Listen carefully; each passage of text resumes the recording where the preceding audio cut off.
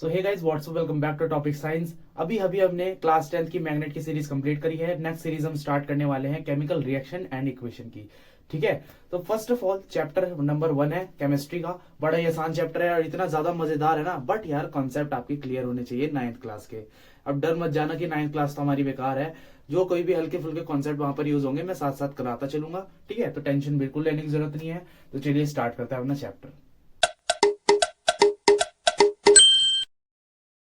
तो देखिए, जैसा कि आपने चैप्टर का नाम पढ़ा था केमिकल रिएक्शन एंड इक्वेशन, ठीक है। हम चैप्टर को दो पार्ट्स में डिवाइड कर देंगे मैक्रोस्कोपिक लेवल में। मैक्रोस्कोपिक लेवल का मतलब होता है एक बड़े लेवल पे, ठीक है। केमिकल रिएक्शन को हम अलग से पढ़ेंगे और केमिकल इक्वेशन को हम अलग से पढ़ेंगे, ठीक है। ज्यादा इंपॉर्टेंट आपका केमिकल इक्वेशन है। केमिकल रिएक्शन आपको इसलिए पढ़ाया जाता है ताकि आपको सारे कॉन्सेप्ट पता रहे, ठीक है। चलिए, केमिकल रिएक्शन क्या चीज होती है।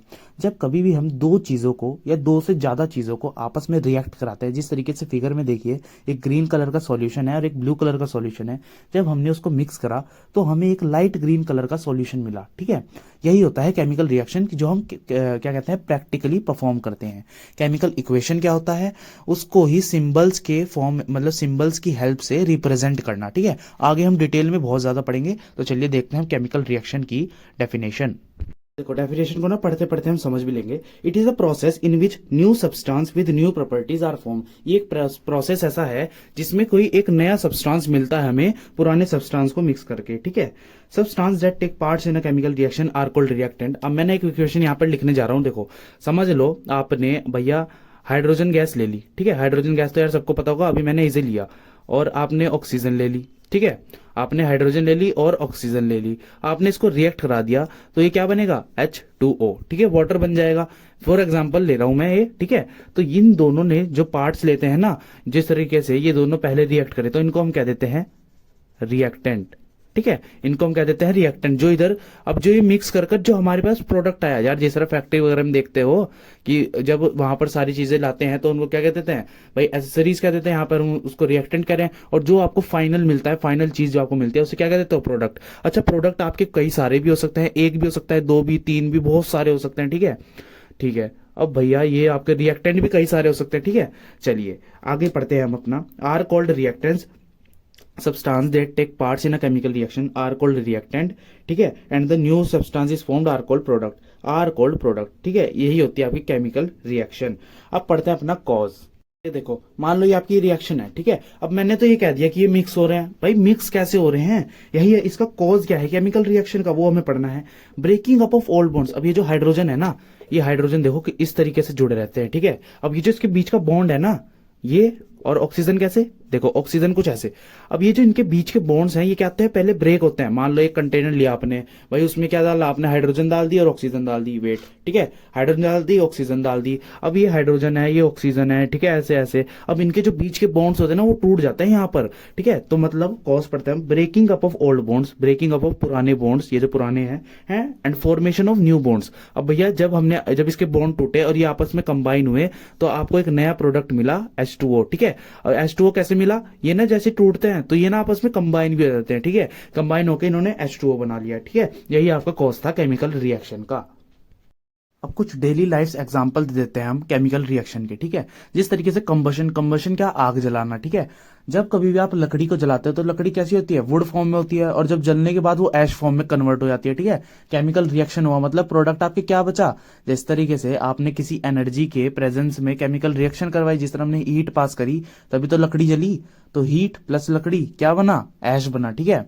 चलिए इसी तरीके से रस्टिंग, जब कभी भी आप आयरन को मतलब लोहे को आप पानी में डुबो के रख देते हो या फिर बारिश में छोड़ देते हो, यार छत पे कई सरिये वगैरह पड़े रहते हैं, वो बारिश में छोड़ देते हो तो उनपे क्या होता है, रस्ट लग जाता है। तो वो जो रस्ट बना है ना, वो आपका प्रोडक्ट है। इस तरीके से डाइजेशन, जब कभी भी आप खाना खाते हो तो भाई खाना तो आप खा तो रहे हो बर्गर, ठीक है, निकाल रहे हो कुछ और ही, ठीक है। तो क्या हुआ, केमिकल रिएक्शन ही तो हुआ, तभी तो आप कुछ उसकी फॉर्म ही चेंज कर दिया आपने, तो प्रोडक्ट क्या बना आपका। अब मैं नाम नहीं ले सकता, प्रोडक्ट आपको पता ही है, ठीक है। चलिए फोटोसिंथेसिस, भाई वो खाना इस तरीके से। ये सारे एग्जांपल है, इनको आप नोट कर लीजिए, एक भी एग्जांपल छोड़ना मत, ठीक है, सारे नोट कर लो इन्हें। अब आता है मोस्ट इंपॉर्टेंट एग्जांपल, कई बार पेपर में पूछ लिया जाता है, ठीक है, इसको जरूर से नोट कर लेना। Burning of magnesium ribbon to produce white light. Is also an example of chemical reaction. मतलब जो आपका मैग्नीशियम का रिबन होता है ना, उसमें आग लगाना, ठीक है, और आग लगाते हम जैसे ही हैं, उससे ना हमें व्हाइट लाइट प्रोड्यूस होती है। मतलब यार लाइट तो निकलेगी उसमें से, कोई भी चीज आप जलाओगे उजाला तो होगा ही, ठीक है। Also an example of chemical reaction, ये भी एग्जाम्पल है केमिकल रिएक्शन का। अब इसके ऊपर ना ये समरी सी दी हुई है आपको। Magnesium is a reactive metal. जो मैग्नीशियम है ना वो एक मेटल है और वो बहुत ज्यादा रिएक्टिव है, वो ना सबसे रिएक्ट कर जाता है जल्दी, ठीक है। When kept expose in air for long time, जब कभी भी हम उस मैग्नीशियम रिबन को खुला छोड़ देते हैं ना हवा में, ठीक है, तो क्या होता है, वो स्लोली कंबाइन करने लगता है, धीरे धीरे कंबाइन करने लगता है कई सारी गैसेस से जो आपकी प्रेजेंट होती हैं एयर में। भाई एयर में खाली ऑक्सीजन थोड़ी ना होती है, काफी सारी और भी गैसेस होती हैं। तो वो ना उनसे क्या कहते हैं, रिएक्ट कर करके अपने ऊपर ना एक परत बना लेता है, लेयर बना लेता है वो अपने ऊपर एक, ठीक है, मैग्नीशियम रिबन। अब वो भाई जलता नहीं, जब कभी भी हम उसके पास में क्या कहते हैं वो लाते हैं ना फ्लेम, फ्लेम मतलब आग, तो वो जलता नहीं मैग्नीशियम रिबन। तो उसको जलाने के लिए हमें उसको सैंड पेपर से रब करना पड़ता है, ठीक है, सैंड पेपर से रब करना पड़ता है। और रब क्यों करते हैं, उसके ऊपर की वो लेयर हटाने के लिए, ठीक है। तो ये था आपका क्वेश्चन। और ये देखो सैंड पेपर कुछ ऐसा दिखता है, भाई मिस्त्री तुम्हारे घर में कभी काम लगा हो, वहां मिस्त्री पेंट छुटाने के लिए यूज करता है ना, वही होता है सैंड पेपर। तो इस एग्जाम्पल को नोट कर लो, बहुत ज्यादा इंपॉर्टेंट है। अब ये देखो, ये आपके सामने उसकी रिएक्शन आ गई, ठीक है। ये होती है केमिकल इक्वेशन, इसको ना इक्वेशन कहते हैं। वो जो मैंने आपको प्रैक्टिकली बताया वो होता है केमिकल रिएक्शन, ठीक है। चलो देखो, मैग्नीशियम था, वो स्लोली कंबाइन करा था किसके साथ, ऑक्सीजन के साथ, क्योंकि वो गैस क्या कहते हैं एयर में प्रेजेंट होती है ना, ठीक है, उससे रिएक्ट करा। अभी ये मत कंफ्यूज होना कि ये 2 mg क्यों लिखा है यहाँ पर, खाली mg क्यों नहीं लिखा, ये एक राज की बात है, ये आगे आएगी चैप्टर में, ठीक है। जब 2 mg प्लस ऑक्सीजन, ऑक्सीजन के साथ कंबाइन करा तो आपके सामने प्रोडक्ट क्या बना, मैग्नीशियम ऑक्साइड, ठीक है, इसको कहते हैं मैग्नीशियम ऑक्साइड, नीचे लिख लेना। और आपके पास क्या बनी, व्हाइट लाइट, ठीक है, व्हाइट लाइट बनी, मतलब एक एनर्जी निकली है रिएक्शन कराने पे, ठीक है। तो ये थी आपकी रिएक्शन, इसको नोट कर लो। अब हमें पढ़नी है characteristics of chemical reaction. Characteristics का मतलब कि हम पता कैसे लगाएंगे या भाई इक्वेशन हो रही है, क्या क्या चेंजेस हमें देखने को मिल सकता है, ठीक है। A chemical equation can be identified by following observation, ठीक है। हम ये सारे ऑब्जर्वेशन को देखकर हम पता लगा सकते हैं कि यहाँ पर केमिकल रिएक्शन हो रही है। तो फर्स्ट क्या है, एवोल्यूशन ऑफ गैस। एवोल्यूशन का मतलब गैस का निकलना, ठीक है, एवोल्यूएट होना। एग्जाम्पल, अब इसका एग्जाम्पल याद कर लेना, ये बहुत ज्यादा इंपॉर्टेंट है, ठीक है। कैरेक्टरिस्टिक्स बहुत ज्यादा इंपॉर्टेंट है, यहाँ से 1-2 मार्क्स के क्वेश्चन बन जाते हैं। तो एवोल्यूशन ऑफ गैस क्या, example, when zinc granules react with dilute hydrochloric acid. जब भाई आपका जिंक एक मेटल होता है, ठीक है, उसका ग्रेनल्स मतलब जिंक के टुकड़े, जब वो रिएक्ट करते हैं ना डाइल्यूट हाइड्रोक्लोरिक एसिड से। अब यहाँ पर ये डाइल्यूट वर्ड क्या आ रहा, डाइल्यूट का मतलब होता है ऐसा एसिड जिसमें पानी की मात्रा हो कुछ, ठीक है, उसमें कुछ डिस्टिल वाटर मिला रखा हो। डिस्टिल वाटर वही आरओ वाला, ठीक है, आरओ का पानी मिला रखा हो तो उसमें हम डाइल्यूट कह देते हैं, ठीक है, dilute hydrochloric acid. Hydrogen gas is evolve, जैसे ही आप जिंक के ग्रेनल्स हाइड्रोक्लोरिक एसिड में डालते हो हमें क्या मिलती है, हाइड्रोजन गैस बन जाती है। रिएक्शन में देखो, जब हम जिंक को रिएक्ट कराते हैं हाइड्रोक्लोरिक एसिड, इसके ना सब ये फॉर्मूलेज ना आप याद कर लेना। जिस तरह हाइड्रोक्लोरिक एसिड का फॉर्मूला क्या होता है, HCl, ठीक है। वैसे ना 9th क्लास में आपको ये बनाने सिखाए हुए थे, फॉर्मूलाज बनाने सिखाए होते हैं एलिमेंट्स के। तो अगर वो नहीं आते तो चलो मैं एक वीडियो अपलोड कर दूंगा, कोई नहीं, ठीक है। एग्जाम्पल आपको पता चल गया, इसको याद कर लीजिए। सेकेंड कैरेक्टरिस्टिक्स हमारी आती है टू चेंज इन कलर। मतलब अगर उसके कलर में कोई चेंज हुआ, भैया जो प्रोडक्ट बन रहा है उसका कलर कुछ चेंज हो जाए, ठीक है। थर्ड पॉइंट क्या, इसका एग्जांपल और थर्ड वाले का सेम एग्जांपल है, ठीक है, और सेम है, दो चीजों का एक एग्जांपल है। तो मतलब ये एग्जांपल भाई 100% बहुत ज्यादा इंपॉर्टेंट है, ठीक है। ये तो मेरे पेपर में भी आया था जब मैंने 10th क्लास के पेपर दिए थे, ठीक है। देखो, to change in colour, formation of precipitate. अब ये प्रेसिपिटेट क्या होता है, देखो ये ना एक झाग टाइप होता है, झाग टाइप, ठीक है। जिस तरीके से आप सरफ को पानी में डालते हो तो झाग बन जाता है ना, वैसा। और थोड़ी देर बाद ना ये नीचे बैठ जाता है, ठीक है, थोड़ी देर बाद ये क्या हो जाता है, सेटल डाउन हो जाता है।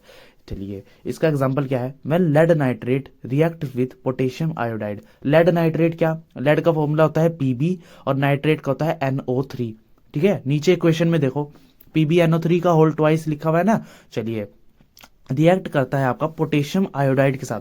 पोटेशियम का फॉर्मूला होता है K और आयोडाइड का सिंबल होता है आपका I। जैसे ही लेड नाइट्रेट और पोटेशियम आयोडाइड आपस में रिएक्ट होते हैं तो हमें क्या देखने को मिलता है, येलो कलर के प्रेसिपिटेट बन जाते हैं लेड आयोडाइड के, ठीक है। Also colour changes from colourless to yellow. देखो कलरलेस इसका जो कलर था ना वो कलरलेस था, ठीक है, ट्रांसपेरेंट था, और जैसे ही रिएक्शन हुई ना दोनों में तो वो येलो में कन्वर्ट हो गया, ठीक है। तो मतलब चेंज इन कलर भी हो गया और आपका प्रेसिपिटेट भी बन गए। प्रेसिपिटेट समझ में आ गया ना, वो झाग टाइप जो होता है।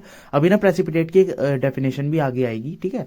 चलिए, और इन इक्वेशंस को भी ध्यान से करते चलो क्योंकि ये लिखनी पड़ती है पेपर में, ठीक है। अगर क्वेश्चन आ गया ना ये तो आपको इक्वेशन लिखनी पड़ेगी। देखो नीचे क्वेश्चन लिखा हुआ है ना, what happen when lead nitrate react with potassium iodide, ऐसा क्वेश्चन आ जाता है, ठीक है। थर्ड कैरेक्टरिस्टिक्स आपकी आती है चेंज इन टेम्परेचर, ठीक है। मतलब टेम्परेचर भी चेंज हो सकता है। मैंने क्विक लाइम क्या, चूना, देखो मैंने आगे लिख दिया चूना, और इसका फॉर्मूला क्या होता है क्विक लाइम का, CaO। आपसे ये भी पूछ सकते हैं कि आप क्विक लाइम का सिंबल बताइए, तो आपको याद रखना है कैल्शियम ऑक्साइड, ठीक है। इसको कहते हैं कैल्शियम ऑक्साइड या फिर क्विक लाइम, ठीक है। Is added to water. जैसे ही हम चूने को पानी में डालते हैं तो जो टेम्परेचर होता है ना चूने का, वो हिजिंग साउंड, मतलब जैसे सांप करता है ना हिज, ठीक है, इस साउंड के साथ उसका टेम्परेचर राइज हो जाता है और आपको बन जाता है आपके पास स्लेक्ड लाइम, ठीक है, कैल्शियम हाइड्रो ऑक्साइड। और इसको लिखते कैसे है ये आपको देखो नीचे दिख रहा है रिएक्शन में, ठीक है।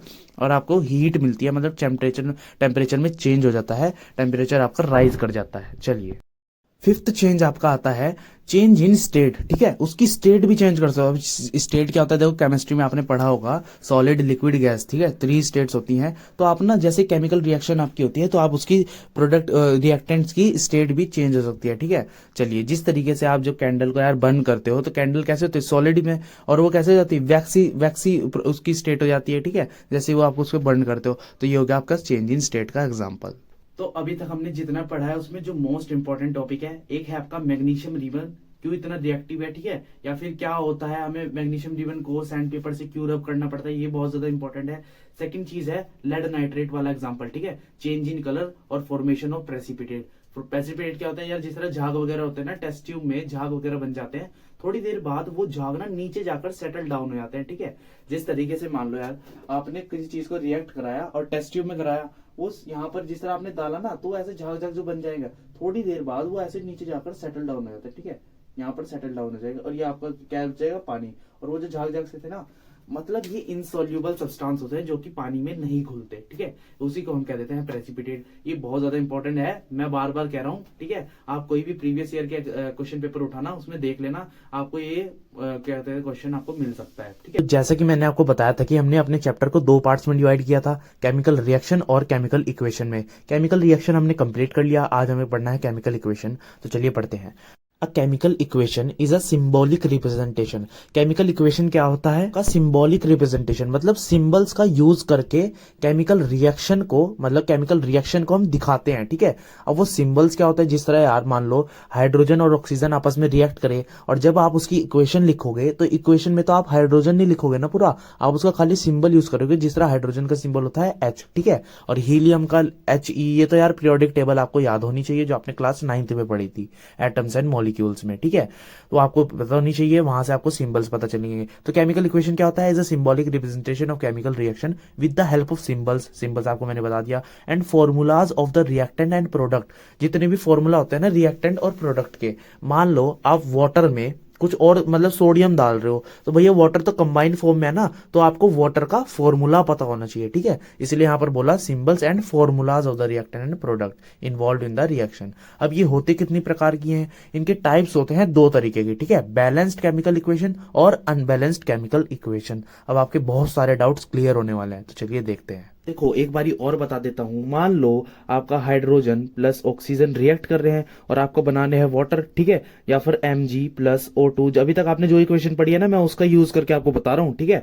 Mg प्लस O2, ये magnesium is a reactive metal वाली इक्वेशन है, ठीक है, ये बना रहा है MgO। अब भैया इसके लिए अगर मैग्नीशियम और ऑक्सीजन रिएक्ट कर रहे हैं तो आप मैग्नीशियम पूरा तो नहीं लिख रहे, आप खाली उसका क्या सिंबल यूज कर रहे हो, ठीक है। तो केमिकल इक्वेशन, अब ये पूरी क्या है केमिकल इक्वेशन। अब केमिकल इक्वेशन क्या है, chemical equation is the symbol symbolic representation of a chemical reaction, ठीक है, taking part in a chemical reaction, और क्या कहता है formulas of reactant and product, ठीक है, ये फॉर्मूला बन गया, ये आपका मैग्नीशियम का सिंबल बन गया। तो इन सब का यूज कर कर हम एक इक्वेशन टाइप लिख देते हैं, उसको ही हम कह देते हैं केमिकल इक्वेशन। अब ये होती कितने तरह की है, दो तरह की, ठीक है, दो तरह की होती है, balanced chemical equation and unbalanced chemical equation. अब हम इसको पढ़ते हैं। बैलेंस्ड केमिकल इक्वेशन देखो, those equation that has equal number of atoms of each element in reactant and product side. मतलब मान लो मैं इक्वेशन लिख रहा हूं Zn plus H2SO4 gives ZnSO4 plus H2, ठीक है। ये क्या है, H2 क्या होती है, अरे वेट, ये देखो, ठीक है, H2 क्या होती है आपकी हाइड्रोजन गैस। रुको मैं उसको थोड़ा सा साइड ही कर देता हूँ, ए, ठीक है। देखो हाइड्रोजन गैस, ठीक है, ये आपकी गैस बनती है जब भी कोई मेटल आपका किसी एसिड से रिएक्ट करते हैं ना, तो ध्यान रखना वो हमेशा हाइड्रोजन गैस लिबरेट करेगा। लिबरेट का मतलब छोड़ेगा, ठीक है। अब हाइड्रोजन गैस, भैया ये गैस है, गैस तोड़ जाएगी, ठीक है। अब ये आपकी मान लो एक इक्वेशन है। अब मैंने कहा बैलेंस्ड केमिकल इक्वेशन क्या होगी, जिसके इक्वल नंबर ऑफ एटम होंगे in reactant and product side. देखो रिएक्टेंट साइड कौन सी होगी, इधर, ठीक है, और प्रोडक्ट साइड कौन सी, इधर। अब मैं आपको एक टेबल बनाना सिखा रहा हूं, देखो टेबल कैसे बनती है। एलिमेंट्स रिएक्टेंट एंड प्रोडक्ट, ऐसे आपको लिख देना है, ठीक है, एलिमेंट रिएक्टेंट एंड प्रोडक्ट। अब देख लो आपकी पूरी की पूरी क्या कहते हैं, ये जो रिएक्शन है इसमें एलिमेंट्स कौन कौन से है। देखो यार, प्रोडक्ट और एलिमेंट्स के जो रिएक्ट वो होते हैं ना, क्या कहते हैं, प्रोडक्ट और रिएक्टेंट के साइड, रिएक्टेंट और प्रोडक्ट के साइड जो भी आपके एलिमेंट्स होंगे वो तो सेम ही होंगे। भैया रिएक्ट करके कुछ नया थोड़ी ना बना देगा, नया बना देगा बट वो होगी वही चीज, उसकी फॉर्म चेंज हो जाएगी, ठीक है। जिस तरीके से मैंने आपको बताया था, या तो वो गैस की फॉर्म में उड़ जाएगा या फिर उसकी स्टेट चेंज हो जाएगी, ये मैंने आपको प्रीवियस लेक्चर में बताया था, ठीक है। तो एलिमेंट्स देखो यहाँ पर क्या क्या है, जेड है ना, जिंक। अच्छा भाई रुको मैं मार्कर चेंज कर लूं, 1 सेकेंड, सॉरी। देखो एलिमेंट्स क्या है आपके पास, जिंक है और आपका हाइड्रोजन है। देखो अब यहाँ पर क्वांटिटी नहीं लिखनी, फिलहाल एच में लिख लो यहाँ पर खाली, ठीक है। अब ये SO4 एक चीज नहीं है, यहाँ पर S अलग है, O अलग है, ठीक है। चलिए ये आपके सारे के सारे एलिमेंट्स हो गए। अब हमें करनी है काउंटिंग। देखो रिएक्टेंट में आपका जिंक कितना है, एक है, ठीक है, एक एटम है भैया जिंक का। और हाइड्रोजन कितना है, हाइड्रोजन देखो 2 है, H2, ठीक है, हाइड्रोजन आपके 2 है। और आपका सल्फर कितना है, ठीक है, सल्फर देखो 1 है खाली, तो यहाँ पर 1 लिख दो। ऑक्सीजन कितना है, 4, तो यहाँ पर 4 लिख दो। अब यहाँ पर जिंक कितना हो गया, प्रोडक्ट के साइड में जिंक एक ही था, अच्छा ये तो बैलेंस है। और एस कितना है, एस आपका 1 है, ये भी बैलेंस है। ओ कितना है, 4, और आपका एच कितना है, 2। अब भैया देखो 1 सेकेंड, ए, ठीक है। अब जरा ध्यान से देखो भैया, यहाँ जिंक भी एक है, यहाँ भी एक है, यहाँ एच कितना है, 2, यहाँ भी 2, यहाँ एक, यहाँ एक, यहाँ 4, यहाँ 4। मतलब ये तो पूरा पूरा बैलेंस क्या है। अरे बैलेंस क्या होता है भाई, तराजू में दोनों तरफ कोई चीज रखो, वो एक साथ इस साइड एक तरफ रहेंगे तो बैलेंस होते हैं, ठीक है। ऊपर नीचे नहीं होना चाहिए, बैलेंस होना चाहिए एकदम। तो यहाँ पर एटम्स क्या है, बैलेंस्ड है। तो इस तरीके की इक्वेशन को कह देते हैं बैलेंस्ड केमिकल इक्वेशन। आप ले लो अब इसका स्क्रीनशॉट, ठीक है। अब मैं कराता हूँ unbalanced chemical equation. Unbalanced chemical equation क्या होता है, दोज इक्वेशन। अब भैया बैलेंस में क्या था, जिसमें इक्वल नंबर ऑफ एटम थे दोनों साइड, रिएक्टेंट और प्रोडक्ट के साइड। अब अनबैलेंस में क्या होगा, जिसमें अनइक्वल नंबर होंगे, ठीक है, unequal number of atoms of different element in reactant and product side. अच्छा मैं लिख के दिखा देता हूं, देखो अभी तक मैं वही इक्वेशन यूज करूंगा जो आपने अभी तक पढ़ी है, ठीक है। तो मैं कर लेता हूं Mg plus O2 gives MgO, ठीक है, प्लस लाइट दे रहा था, ठीक है, व्हाइट लाइट थी, लाइट लिख देता हूं मैं। ये आपने क्वेश्चन पढ़ी थी भैया मैग्नीशियम रिबन वाली, ठीक है, मैग्नीशियम रिबन वाली की मैग्नीशियम ऑक्सीजन से मतलब गैसेस से क्या कहते हैं रिएक्ट करता है जब हम उसको छोड़ देते हैं एयर में खुला, और तो वो बना लेता है मैग्नीशियम ऑक्साइड, अपने ऊपर एक लेयर बना लेता है, ठीक है। ये मैंने आपको बताया था। अब ये मुझे बताओ, मैंने आपको टेबल बनानी बताई थी, 1 सेकेंड, ठीक है। टेबल में मैंने कैसे बताया था, यहां पर आपको क्या लिखना है, एलिमेंट लिख देता हूं पूरा ही, ठीक है, एलिमेंट रिएक्टेंट और आपका प्रोडक्ट, ठीक है। एलिमेंट रिएक्टेंट प्रोडक्ट, एलिमेंट आपके पास क्या क्या है, Mg है, ठीक है, एक तो Mg है और एक आपके पास O है। अच्छा रिएक्टेंट में Mg की क्वांटिटी क्या है, 1, और ऑक्सीजन कितना है, 2, ठीक है। अब प्रोडक्ट साइड में देखो Mg कितना है, 1 है, और ऑक्सीजन कितना है 1। ओहो, हो गया मामला खत्म। ठीक है, ऑक्सीजन यहाँ पर 2 है, यहाँ पर 1 है, क्या हो गया, अनबैलेंस्ड होगी ना। अब ये क्या होगी, अनबैलेंस्ड होगी, because unequal number of atoms है। ठीक है, ऑक्सीजन के यहाँ पर रिएक्टेंट में कितने हैं 2, और आपको प्रोडक्ट में कितना है 1। तो इस तरीके की इक्वेशन को हम क्या देते हैं, अनबैलेंस्ड केमिकल इक्वेशन।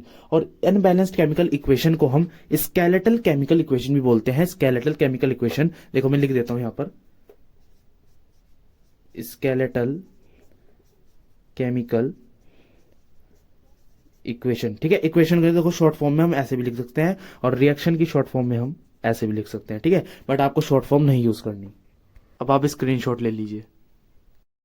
अब ना ये क्वेश्चन बड़ा ही इंपॉर्टेंट है और समझने वाली बात भी है इस क्वेश्चन में। Why there is a need to balance unbalanced chemical equation. हम भैया जो अनबैलेंस्ड केमिकल इक्वेशन है हम उसको बैलेंस क्यों कर रहे हैं, हमें क्यों करना पड़ता है। तो हमें इसका आंसर लिखना है, this is because according to law of conservation of mass. ये आपने क्लास 9th में पढ़ा होगा। ठीक है, law of conservation of mass क्या कहता था कि total mass of reactant is equal to the total mass of product. ठीक है, because mass can neither be created nor be destroyed. अच्छा मुझे एक चीज बताओ, आपने लकड़ी ली, उसको जला दिया। ठीक है, जलाने के बाद आपके कुछ ऐश उड़ गए और वहां पर कोयला वगैरह बचा, क्या उसका मास कंजर्व होगा।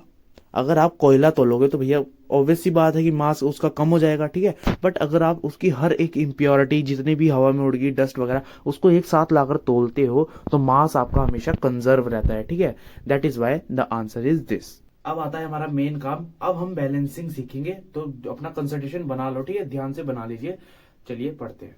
देखो अब हमें करनी है बैलेंसिंग। ये 3 इक्वेशन पहले हम बैलेंस करके देखेंगे, उसके बाद हम कई सारी और करेंगे। ये टेबल्स मैंने पहले से बना लिया है तो कंफ्यूज मत होना। ठीक है, अच्छा ये टेबल बनाना जरूरी नहीं होता, ये मैंने इसलिए बनानी सिखा दी ताकि आपकी गलती ना हो। बाकी आप बैलेंसिंग की प्रैक्टिस कीजिए, बाद में तो आप इतने एक्सपर्ट हो जाओगे, आप देखते ही बता दोगे। ठीक है, क्या लगेगा क्या नहीं। तो देखो कैसे करना होता है, क्या क्या एलिमेंट्स हमारे पास गिवन है। देखो Ca है, ठीक है, और आपका क्या कहते हैं CO2, मतलब एक देखो Ca हो गया, इतना हो गया। अब इसमें क्या है O लिख लीजिए, क्या है H लिख लीजिए, क्या है C। अब देखो C और Ca में फर्क है, ये कैल्शियम है, ये आपका C कार्बन है। ठीक है, ऑक्सीजन के हमने लिख लिया था ऑक्सीजन पहले ही। ठीक है, ये आपका क्वेश्चन था। अब हमें करना है इसको बैलेंस, चलिए करते हैं। अब देखो कैल्शियम की क्वांटिटी कितनी है, यहाँ पर कैल्शियम 1 है इधर।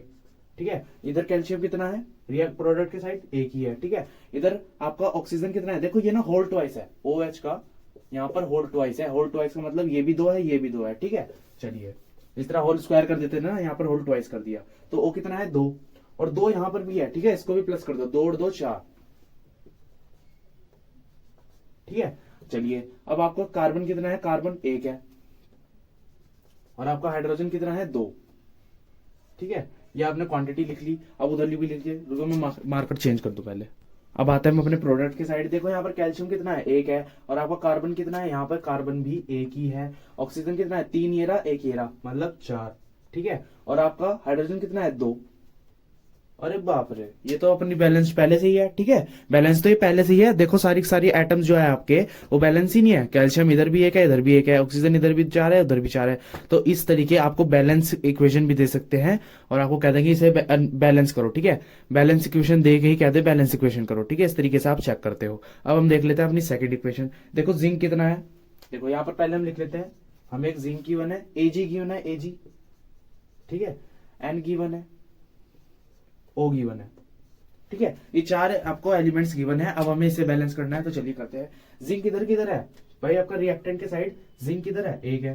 ठीक है, और आपका Ag कितना है 1 है, N कितना है 1, O कितना है 3। ठीक है, ये हो गया आपका। अब आप अपने प्रोडक्ट की साइड देखते हैं, जिंक कितना है 1, N कितना है, अब ये देखो जरा होल ट्वाइस है। ठीक है, N कितना है होल ट्वाइस, मतलब ये N2 है, कहाँ गया N2 है। और आपका ऑक्सीजन कितना हो गया 3 2 जा 6, ये ना मल्टीप्लाई होता है यहाँ पर। ठीक है, जिस तरह O3 ऐसे कर दूं ना मैं, तो 3 × 2 होगा ये। ठीक है, चलो 3 2 जा 6, मतलब 6 ऑक्सीजन है। अब आपका Ag कितना है 1। अब जरा देखो ये है भैया अब अनबैलेंस्ड केमिकल इक्वेशन। देखो N कितना है 2, उधर 2 है प्रोडक्ट की साइड, रिएक्टेंट की साइड 1 है। यहाँ पर ऑक्सीजन कितना है 3 और 6। अब हमें इसे करना है बैलेंस्ड। इसके लिए एक मेथड आता है, हिट एंड ट्रायल मेथड। इसका मैं स्क्रीनशॉट ना बाद में लगा दूंगा। ठीक है, वो स्लाइड बाद में आ जाएगी, पहले मैं आपको यहाँ पर वो मेथड भी समझा रहा हूँ। ठीक है, हिट एंड ट्रायल मेथड है उस मेथड का नाम। सबसे पहले आप सबसे बड़ा ऐसे देख लो, सबसे बड़ा फॉर्मूला देख लो और उसमें आप उसको बैलेंस कर, उसके एलिमेंट्स आप सबसे पहले बैलेंस करो। देखो एजी कितना है, एजी एक एक बैलेंस है, ठीक है, उधर रिएक्टेंट और प्रोडक्ट की साइड एक एक है, ठीक है। अब आपका एन कितना है, एन इधर एक है इधर दो है, तो आप इसको बैलेंस करो, इधर कम है ना तो इधर 2 लगा दो, ठीक है, मैंने 2 लगा दिया इधर। अब इससे 2 लगाने से क्या हुआ, आपका एजी तो 2 ही हो गया, उससे कोई दिक्कत वाली बात नहीं है। एन कितना हो गया, ये भी 2 हो गया, तो मतलब एन कितना हो गया 2, ठीक है। एजी कितना हो गया इधर 2। अच्छा, अब जो आपको ऑक्सीजन था वो कितनी होगी, 3 2 जा 6, ठीक है, 3 2 जा। अब देखो 2 क्या है, 2 ना इन सब के लिए, इन सब सारे एलिमेंट्स के लिए, तो 2 3 जा 6, तो ऑक्सीजन कितनी होगी आपकी 6, तो यहां पर लिख लीजिए ऑक्सीजन होगी 6। अब देखो ऑक्सीजन बैलेंस, एन बैलेंस, एजी नहीं बैलेंस, जिंक तो आपका बैलेंस ही था, तो एजी में अगर मैं आपका प्रोडक्ट के साइड यहाँ पर 2 लगा दूं, अब बैलेंस नहीं है, ठीक है। अब इधर कितना हो गया 2, ठीक है। इस तरीके से आपको बैलेंस करना है। सबसे पहले ना सबसे बड़ा वाला फॉर्मूला निकाल दो जो आपको सबसे बड़ा दिख रहा हो, ठीक है, या इधर ले लो या उधर ले लो, वो आपकी मर्जी, ठीक है, वो आपकी मर्जी हो। इधर कितने थे भाई आपके एजी, इधर 2 थे, 2 नहीं थे मतलब 1 था, मैंने बैलेंस करके 2 कर दिया, ठीक है। इधर 2 तो इधर भी 2 करना पड़ा। जिंक कितना, 1 देखो एन कितना, ये 3 हो गया और 2 यहां से, तो एन कितना हो गया 2, एन के होल ट्वाइस था, ये भी 2 हो गया। वो कितना 3 2 6, ये भी 6। तो इस तरीके से आपकी बैलेंस होगी। देखो यहाँ पर 2 लगा और यहाँ पर 2 लगा। अब हम करते हैं अपनी तीसरी। तो थर्ड इक्वेशन देखो आपकी क्या है, एल कितना है, एल होता है एल्यूमिनियम, ठीक है। एक तो आपके पास एल है, सीयू है कॉपर, ठीक है, और सी एल है। ये ना सिंबल याद कर लो, अगर सिंबल याद नहीं आया तो तुम्हारा खेल वहीं खत्म, ठीक है। पीरियोडिक टेबल पहले याद करो, वो हाइड्रोजन हीलियम लिथियम बेरिलियम ये वाली, ठीक है। एल्यूमिनियम रिएक्टेंट के साइड कितना है 1, सीयू कितना है रिएक्टेंट के साइड 1, सीएल कितना है 2, ठीक है, ये 2 दिख रहा है ना, एक मॉलिक्यूल है ये सीएल का। अब प्रोडक्ट के साइड आओ, एल कितना 1, सीयू कितना 1, सीएल कितना 3, यहाँ पर 3 हो गया, ठीक है। यहाँ पर सीएल का एक मात्रा बढ़ गई, ठीक है, एक एटम उसका बढ़ गया सीएल का। चलिए अब इसे करते हैं बैलेंस। देखो मैंने क्या कहा था, सबसे बड़ा वाला उठा लो, सबसे बड़ा जो फॉर्मूला दिख रहा है वो उठा लो। हमें यही दिख रहा है या तो ये दिख रहा है, हम उठाएंगे इससे, ठीक है। क्या था, सीयू तो आपका बैलेंस था, सीएल नहीं बैलेंस है। अब कुछ ऐसा नंबर लगाना है। अब अच्छा, आप किसी ऐसे नंबर से मल्टीप्लाई कर सकते हो कि यहाँ पर खाली 3 हो जाए, ऐसा तो हो ही नहीं सकता। तो आप क्या चीज करो, ऐसी कंडीशन में आपको यहाँ पर 3 लगाना होता है। देखो 2 3 जा 6, अब यहाँ पर कितने कम है, ये तो 6 हो गए इधर। सीयू कितना हो गए आपके 3, और आपका सीएल कितना हो गया, देखो सीएल कितने हो गए 2 3 जा 6। अच्छा, अब इधर की तरफ आ जाओ जरा, एल कितना था 1, सीयू कितना है, सीयू 3 हो गया, तो हम यहाँ पर लगा सकते हैं 3, ठीक है। अब सीएल 3 है, बड़ा सबसे बड़ा, तो सीएल 3 है और यहाँ पर 6 है, तो हमें इधर भी 6 करने हैं। तो हम क्या करेंगे 2 से मल्टीप्लाई, 3 2 जा 6। अब आपका एल्यूमिनियम 2 हो गया, ठीक है, तो आप इधर भी 2 लगा दीजिए, ठीक है। इस तरीके से आपको बैलेंसिंग करनी है। इसकी प्रैक्टिस दबा के करो तभी ये आपको समझ में आएगा, ठीक है। ये टॉपिक आपका प्रैक्टिस मांगता है, जितनी ज्यादा प्रैक्टिस उतने ज्यादा कंसेप्ट क्लियर, ठीक है। एक स्टेज ऐसी आएगी आप तो सीधा देखोगे इस इक्वेशन को और पहले 2 3 1 जो भी लगाना होगा अपने आप लगा दोगे। तो देखो ये आपका हिट एंड ट्रायल मेथड जो मैंने बताया था ना, for balancing unbalanced chemical equation, देखो क्या होता है, ये कुछ नहीं है, ये नाम का ही मेथड है, इससे कोई फर्क नहीं पड़ता अगर ये आपको आता है नहीं आता है, पर तब भी एक बार पढ़ लेते हैं। Calculate number of atom of each element in reactant and product side, मतलब नंबर ऑफ एटम को कैलकुलेट कर लो रिएक्टेंट और प्रोडक्ट साइड एक किसी भी एलिमेंट के, जिस तरीके से हमने टेबल बनाई थी। दूसरा काम क्या करो, सेलेक्ट द कंपाउंड और molecule having maximum number of atom. मैंने आपको बताया था ना, जो सबसे बड़ा फॉर्मूला लगे या तो कंपाउंड या मॉलिक्यूल, उसको सेलेक्ट करो, पहले उसे बैलेंस करो, ठीक है। ज्यादातर एलिमेंट्स आपके वहीं से बैलेंस हो जाएंगे। थर्ड क्या आता है, in this compound select the element having maximum, ठीक है। अब वो एलिमेंट आप चूज कर लो जिसके सबसे ज्यादा वो कहते हैं एटम्स है, ठीक है, पहले आप उसे बैलेंस कर दो। Similarly balance the atom of the other element 1 by 1 और आपको अपनी बैलेंस केमिकल इक्वेशन मिल जाएगी। अब ये जो नीचे इक्वेशन है ना, इसको आप पहले बैलेंस करो बैठ के, आगे बैलेंसिंग की प्रैक्टिस कर लो। देखो इस शीट को कर लो, ये जो शीट आई है अभी, ठीक है, इस शीट को आपको कंप्लीट करना है। Steps to make reaction more informative, ठीक है, कुछ ऐसे स्टेप्स जिससे हम अपनी रिएक्शन को मोर इन्फॉर्मेटिव बना सकते हैं। फॉर एग्जाम्पल, आज तक आपने इक्वेशंस कैसी देखी थी कि आपका जो Mg था, मान लो कोई मैग्नीशियम ऑक्सीजन से रिएक्ट करा, ठीक है, और उसने बना लिया MgO। बट अब हम इसको कैसे इंफॉर्मेटिव बना सकते हैं, अब हम देखेंगे कुछ स्टेप्स, ठीक है।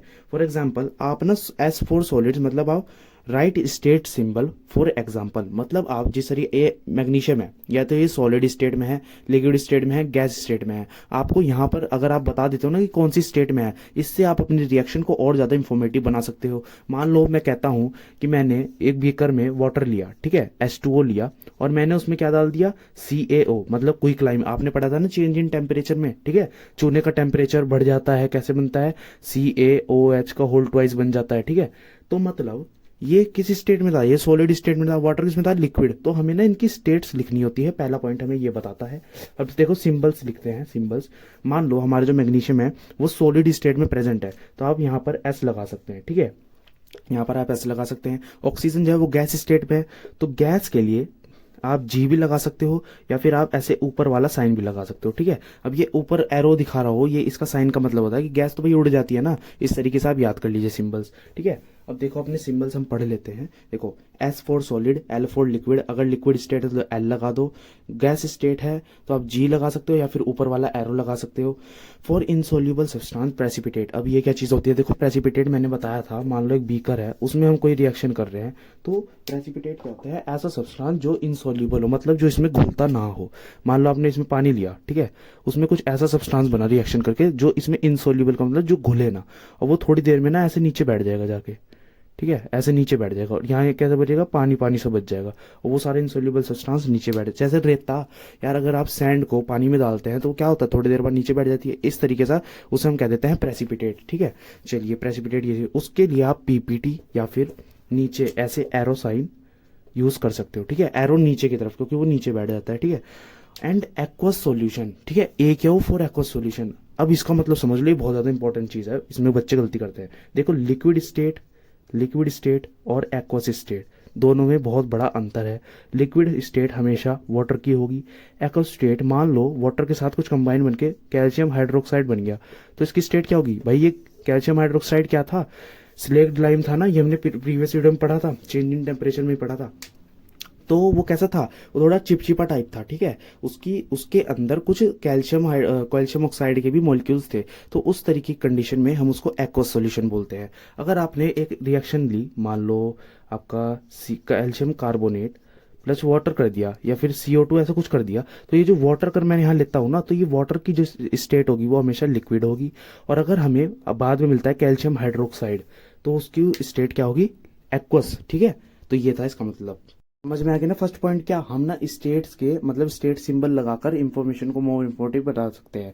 सेकंड पॉइंट हमारा क्या कहता है, मेंशन हीट और एनी एनर्जी इवॉल्व्ड और एब्जॉर्ब्ड। देखो इवॉल्व का मतलब होता है बाहर निकलना, एब्जॉर्ब का मतलब होता है अपने अंदर एब्जॉर्ब कर लेना, ठीक है, ये तो नॉर्मल सी बात थी। बाय राइटिंग प्लस हीट या फिर ऑन रिएक्टेंट और प्रोडक्ट साइड। अब इसका मतलब जरा ध्यान से सुन लो। देखो मैंने आपको एक एग्जांपल बताया था चेंज इन स्टेट का। देखो इसके कैल्शियम ऑक्साइड को क्या कहते थे, क्विक लाइम क्या होता है, चूना। जैसे ही हम चूना, देखो चूने का एक पत्थर लिया हमने, ठीक है, वो डाल दिया पानी में, ठीक है। अब ये जो चूना और पानी जब मिक्स होंगे तो टेम्परेचर राइज करता है हीजिंग साइड से, ठीक है, और क्या बन जाता है, कैल्शियम हाइड्रोक्साइड, जिसको हम कह देते हैं स्लेक्ड लाइम, ठीक है। टेम्परेचर राइज करा मतलब उसमें से कुछ एनर्जी निकली, मतलब हीट एनर्जी निकली। अब भैया टेम्परेचर राइज होता है तो क्या होता है, गर्म हो जाता है ना सामान, तो उसी तरीके से हीट एनर्जी निकली। अब हम उस हीट एनर्जी को यहाँ पर प्लस हीट लगाकर लिख सकते हैं। अब हमेशा ये चीज़ नहीं होती कि हमें हीट एनर्जी यहीं पे लिखनी है, ठीक है, हमेशा एनर्जी निकलेगी।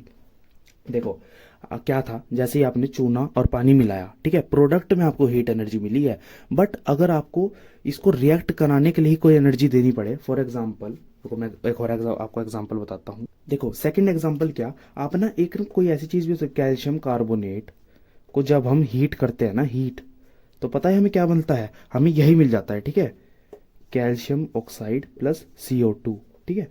तो मतलब समझ रहे हो ना, आपको एनर्जी मिल भी सकती है या फिर आपको एनर्जी देनी भी पड़ सकती है, तो आप उस एनर्जी को प्लस प्लस साइन लगाकर लिख सकते हो। अब वो जरूरी नहीं है हीट ही एनर्जी हो, वो कोई और भी एनर्जी हो सकती है, ठीक है, या फिर लाइट एनर्जी हो, सनलाइट देनी पड़े, सनलाइट में रख दे, ये सब चीज़ें आप आगे पढ़ोगे अभी। बट मैं एक चीज़ आपको बता रहा हूँ, आप या तो आपको मिल भी सकती है प्रोडक्ट के तौर पर, या फिर आपको रिएक्टेंट की तरफ देनी पड़ सकती है, ठीक है। तो आप इस तरीके से लिख सकते हैं। अपने आते हैं थर्ड पॉइंट पे। अब देखो, जैसा कि मैंने आपको सेकंड पॉइंट में बताया था कि आपको हमेशा प्रोडक्ट के तौर पर ही जो एनर्जी मिले आप उसको प्लस लगाकर लिख सकते हो। अब जो एनर्जी आपको देनी पड़े, ठीक है, या फिर जो एनर्जी, देखो पहले मैं पॉइंट पढ़ देता हूँ। इन सम रिएक्शंस, किसी किसी रिएक्शंस में कंडीशन लाइक टेम्परेचर, प्रेशर और catalyst should be mentioned above the arrow. मान लो हमें कोई रिएक्शन करानी है, उसमें हमें किसी कैटलिस्ट की जरूरत है, या फिर हमें प्रेशर लगाना पड़ रहा है उस रिएक्शन को कराने के लिए, या फिर हमें टेम्परेचर को राइज करना पड़ रहा है, तो उस एनर्जी को हम एरो के ऊपर भी लिख सकते हैं। जिस तरीके से मान लो AgCl है, भाई ये कोई कंपाउंड है, आप ये मान लो, ठीक है, इसको अगर हम धूप में रख देते हैं तो ये ना Ag तो अलग हो जाता है और आपको बन जाता है क्लोरीन। क्लोरीन इसकी स्टेट क्या होगी, गैस, ठीक है, ये देखो एरो लगाया हुआ है मैंने, तो ये क्लोरीन गैस बन जाती है जो कि हवा में उड़ जाती है, और आपके पास क्या बचता है, Ag बचता है खाली, ठीक है। तो ये कंडीशन होती है। आपको मान लो सनलाइट की जरूरत पड़ी, तो सनलाइट को क्या हो गया, टेम्परेचर हो गया, तो ये आपको एनर्जी आप इसके एरो के ऊपर भी लिख सकते हैं। अब यहाँ पर एक समझने वाली बात आती है कि ये कैटलिस्ट, कैटलिस्ट क्या है, ठीक है, कैटलिस्ट क्या है, कैटलिस्ट एक ऐसी चीज होती है जो आपकी रिएक्शन को और तेजी से कराए, ठीक है। फॉर एग्जांपल मुझे ये मार्कर जलाना है, ठीक है, मैं इसमें ऐसे आग लगा रहा हूँ, ये धीरे धीरे जल रहा है, मैं इसमें ना मिट्टी का तेल डाल दूं, ठीक है, मिट्टी का तेल या फिर पेट्रोल वगैरह, डीजल वगैरह इस पर डाल दूं, तो ये जल्दी से आग पकड़ेगा। तो वो डीजल पेट्रोल ने क्या काम करा, उसने जल्दी आग लगा दी, ठीक है। अब जल्दी आग लगाने का मतलब उसने रिएक्शन तेज करा दी, ठीक है। तो ऐसे चीज जो डालते ही रिएक्शन और तेजी से होने लगे उसको हम कह देते हैं कैटलिस्ट, ठीक है। तो ये था आपका थर्ड पॉइंट। अब आप इसका स्क्रीनशॉट ले सकते हो। हमारा नेक्स्ट टॉपिक आता है importance of chemical reaction. Chemical equation की क्या क्या इंपॉर्टेंस हो सकती है, ठीक है। केमिकल इक्वेशन की बात कर रहा हूं, ठीक है।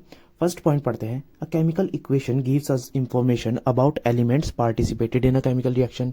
हम केमिकल इक्वेशन को देखकर बता सकते हैं कि भैया उसमें कौन कौन से एलिमेंट पार्टिसिपेट कर रहे हैं, ठीक है। पार्टिसिपेट का मतलब कौन कौन से भाग ले रहे हैं उसमें। यार कोई भी इक्वेशन उठा लो, जिस तरह Mg+O2 इक्वल्स टू Mg होता है, ठीक है।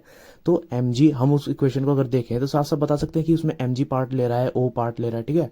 तो ये थी first point. Second point, it tell us about the physical state of the reactant and product. वो उसकी फिजिकल स्टेट हमें बता देता है। अब जो भी आपके पास प्रोडक्ट बनेगा आप उसको देखकर आप बता तो सकते हो ना कि भाई कौन सी, मतलब किस स्टेट का बना है, क्या उसकी स्टेट है, वो लिक्विड फॉर्म में है, गैस फॉर्म में है, या फिर सॉलिड फॉर्म में है, ठीक है। वो आप देखकर बता सकते हो।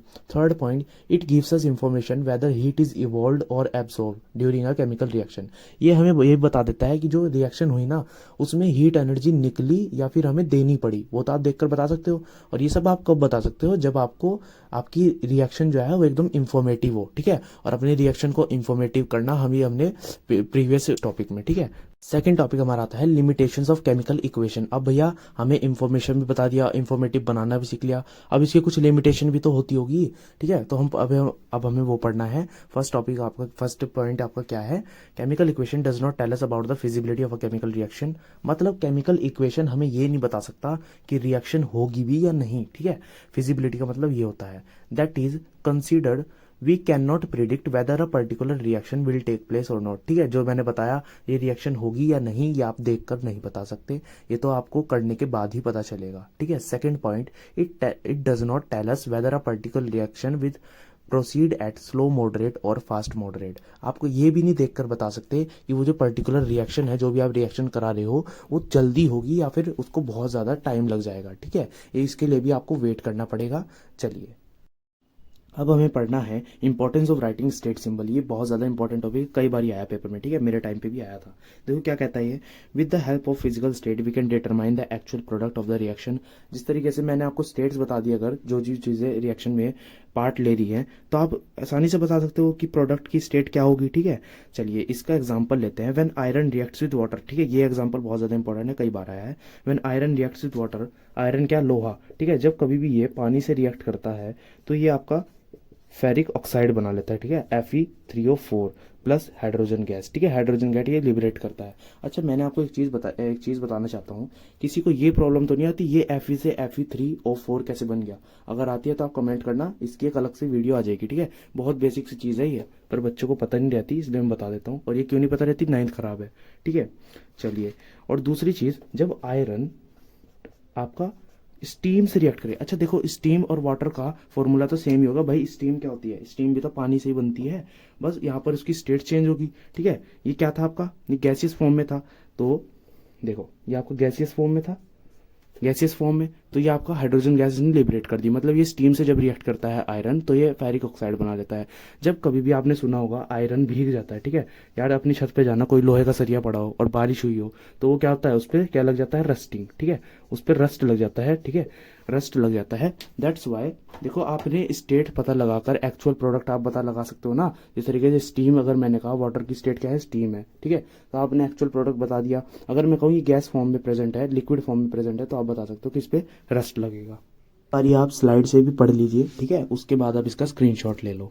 अब आता है हमारा next topic, reaction based on heat changes. मतलब यार आपका हीट चेंजेस मतलब ये कोई एक कुछ नहीं है, ये एक टॉपिक है। आपसे बेसिकली पूछा क्या जाएगा कि एक्सोथर्मिक रिएक्शन क्या होती है, एंडोथर्मिक रिएक्शन क्या होती है। तो चलिए अब यही पढ़ते हैं। देखो एक्सोथर्मिक क्या, those reaction in which heat और एनी टाइप ऑफ एनर्जी, मतलब ऐसी रिएक्शन जिसमें हीट या फिर कोई भी तरह की एनर्जी इवॉल्व हो, मतलब निकले। इवॉल्व का मतलब हिंदी में लिख लो अपनी नोट्स में कि निकलना, इवॉल्व का मतलब निकलना। कोई भी एनर्जी अगर निकलती है तो उस ऐसी रिएक्शन को हम कह देंगे एक्सोथर्मिक रिएक्शन। इसको आप याद कैसे रख सकते हो, देखो एक्सो वर्ड से आप एग्जिट, ठीक है, एग्जिट का मतलब क्या होता है, बाहर निकलना, ठीक है, यहां से आप याद कर सकते हो कि एग्जिट हो रही है मतलब एनर्जी निकल रही है।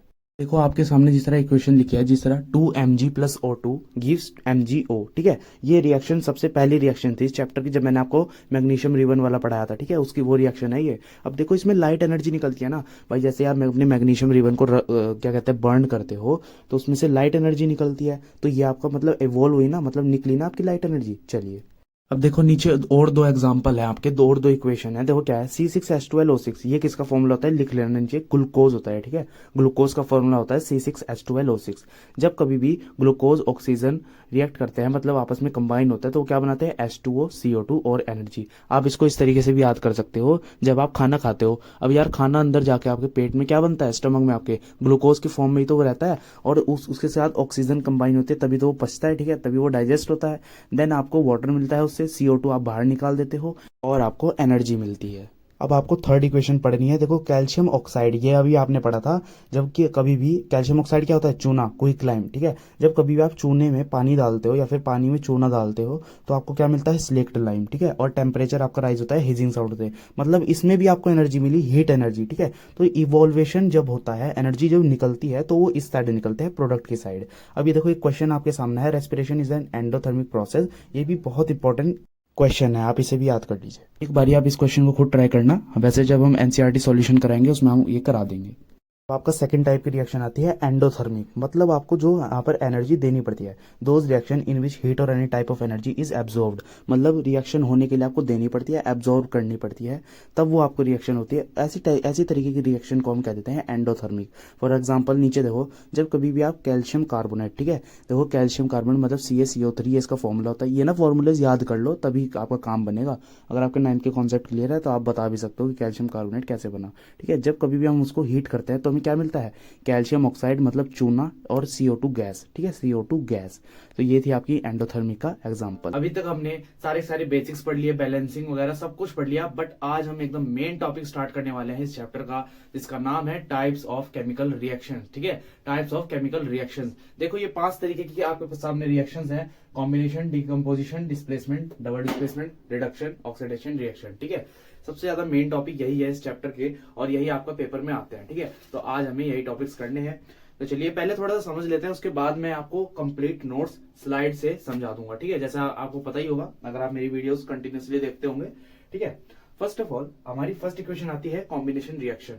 चलिए इसके बारे में पढ़ते हैं।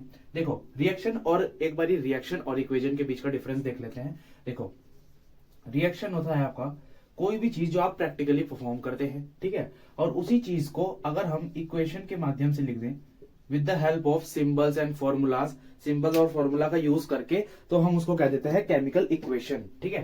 तो आज हमें यही पढ़नी है। तो फर्स्ट रिएक्शन है हमारी कॉम्बिनेशन रिएक्शन, ठीक है। इसमें क्या हम क्या करते हैं, कोई भी मान लो 2 एलिमेंट्स लिए हमने और वो इस फॉर्म में हमें मिल जाते हैं, समझे नहीं। मान लो हमने यहाँ पर एक एलिमेंट है मैग्नीशियम, दूसरा एलिमेंट है ऑक्सीजन, इसके बीच में हमने रिएक्शन कराई, ठीक है। हमें जो प्रोडक्ट मिलेगा ना वो इसका कॉम्बिनेशन मिलेगा, ठीक है, like in the form MgO, ठीक है, समझ गए ना। यहाँ पर देखो ए क्या है Mg, बी क्या है O, ये हमें कंबाइंड फॉर्म में मिलेंगे आफ्टर रिएक्शन, जब रिएक्शन आपकी कंप्लीट हो जाएगी, ठीक है, तब आपको इस फॉर्म में मिलेंगे। ये होती है कॉम्बिनेशन रिएक्शन। यार नाम में ही पता चल रहा है, कॉम्बिनेशन मतलब कंबाइन करना, ठीक है, ऐसी रिएक्शन जिसमें एलिमेंट्स आपके कंबाइन हुए में मिले, ठीक है, जब वो रिएक्शन आपकी कंप्लीट हो जाए, तो ये होती है कॉम्बिनेशन रिएक्शन। ये इसका एग्जाम्पल हो गया, ठीक है। अभी इसकी डेफिनेशन वगैरह सब आगे आएंगी, टेंशन मत लो, ये मैं एक ओवरव्यू सा दे रहा हूँ थोड़ा सा, ठीक है, इस टॉपिक का। सेकंड आती है हमारी डिकम्पोजिशन रिएक्शन, ठीक है, सबसे ज्यादा इंपॉर्टेंट यही है, ठीक है, पेपर में 100% यही आती है डिकम्पोजिशन रिएक्शन। अच्छा ये क्या होती है, देखो नाम में आ रहा है डिकम्पोज, डिकम्पोजिशन का मतलब सड़ना, गलना, क्या आपने पढ़ा था कि सब्जियां वगैरह डिकम्पोज कर दीजिए, मतलब क्या होता है, देखो डिकम्पोजिशन से यहाँ मतलब है अलग अलग कर देना, ठीक है, अलग अलग कर देना। फॉर एग्जाम्पल आपको कोई एलिमेंट इस फॉर्म में गिवन हो और वो डिकम्पोज होकर अलग अलग हो जाए, ठीक है, आफ्टर रिएक्शन वो डिकम्पोज होकर अलग अलग हो जाए, तो इसको हम कह देते हैं डिकम्पोजिशन रिएक्शन। अच्छा इसका कोई एग्जांपल देके दिखाता हूं। देखो मान लो हम कैल्शियम कार्बोनेट को हीट करते हैं, ठीक है, हीट, तो हमें पता है क्या मिलता है, CaO प्लस CO2, ठीक है, समझ रहे हो ना। देखो कैल्शियम कार्बोनेट क्या था, एक कंबाइंड फॉर्म थी, अब जब ये डिकम्पोज हुए तो इनकी दो फॉर्म में एक टूटे हुए आपको मिले, ठीक है, डिकम्पोज हुए आपको मिले आफ्टर रिएक्शन, तो ये होता है आपका एक इजी वाला एग्जांपल देता हूं। देखो AgBr gives Ag plus Br2, ठीक है, ये भी एक डिकम्पोजिशन रिएक्शन का एक आपका एग्जांपल है। अब ध्यान रखना, ये आपकी डिकम्पोजिशन रिएक्शन जो है इसके 5 आपको पढ़ने हैं, ठीक है, 5 टाइप्स आपको और पढ़ने हैं, 5 केसेस पढ़ने हैं डिकम्पोजिशन ऑफ फेरिक सल्फेट। चलो ये आगे देखेंगे, ठीक है, तो चलिए स्टार्ट करते हैं। तो ये है आपकी टाइप्स ऑफ केमिकल रिएक्शन, ठीक है, there are 5 type of chemical reaction. हमारे पास 5 तरीके की केमिकल रिएक्शन होती हैं, ये आपको 5 तरह की केमिकल रिएक्शन मिल गई है, ठीक है। इनकी फॉर्म्स आगे रिप्रेजेंट मैंने कर दी है कि कॉम्बिनेशन रिएक्शन में क्या होता है, 2 एलिमेंट्स आपस में कंबाइन होकर एक एलिमेंट बना लेते हैं, या फिर 2 से और ज्यादा, ठीक है। इस तरीके से मैं आपको एक्सप्लेनेशन दूंगा, तो आप इनका ले लो स्क्रीनशॉट। आगे हम बढ़ते हैं। फिर आती है हमारी पहली रिएक्शन जिसका नाम है कॉम्बिनेशन रिएक्शन। देखो नाम से पता चल रहा है भाई कंबाइन होना, ठीक है, दोज रिएक्शन इन विच 2 और मोर सब्सटेंस, इसका मतलब 2 या 2 से ज्यादा सब्सटेंस आपस में कंबाइन हो टू फॉर्म सिंगल सब्सटेंस, ठीक है, क्या बनाने के लिए, एक सिंगल सब्सटेंस बनाने के लिए, आर कॉल्ड कॉम्बिनेशन रिएक्शन, ठीक है। Most of the combination reaction are exothermic. Exothermic का मतलब होता है ऐसी रिएक्शन जिनमें से कोई भी एनर्जी निकलती है, ठीक है, इवॉल्व होती है, या फिर वो हीट एनर्जी भी हो सकती है, लाइट एनर्जी भी हो सकती है, कोई भी एनर्जी हो सकती है, उसका निकलना, वो एक्सोथर्मिक रिएक्शन को हम कहलाता है, ठीक है। अभी इस नीचे आपको 2 एग्जांपल दिए गए हैं, देखो Mg plus O2 gives 2MgO, ठीक है, ये रिएक्शन आपने पढ़ी थी मैग्नीशियम D1 वाले केस में, ठीक है। मैं खाली वही इक्वेशन यूज करता हूं जो आपने आज तक पढ़ लिया है, ठीक है, बाकी जो इंपॉर्टेंट है वो मैं आपको साथ साथ बताता चलता हूं, ठीक है। सेकंड इंपॉर्टेंट रिएक्शन आपके पास है CaO प्लस CO2, ये अभी आपने पढ़ी है। देखो CaO क्या होता है, क्विकलाइम क्या होता है, चूना। जब कभी भी चूना और CO2 आपस में रिएक्ट करते हैं तो बनाते हैं कैल्शियम कार्बोनेट और बहुत सारी हीट एनर्जी रिलीज करते हैं। तो यही था आपका कॉम्बिनेशन रिएक्शन। कॉम्बिनेशन रिएक्शन बहुत ज्यादा छोटा टॉपिक है। नेक्स्ट हम स्टार्ट करते हैं decomposition reaction.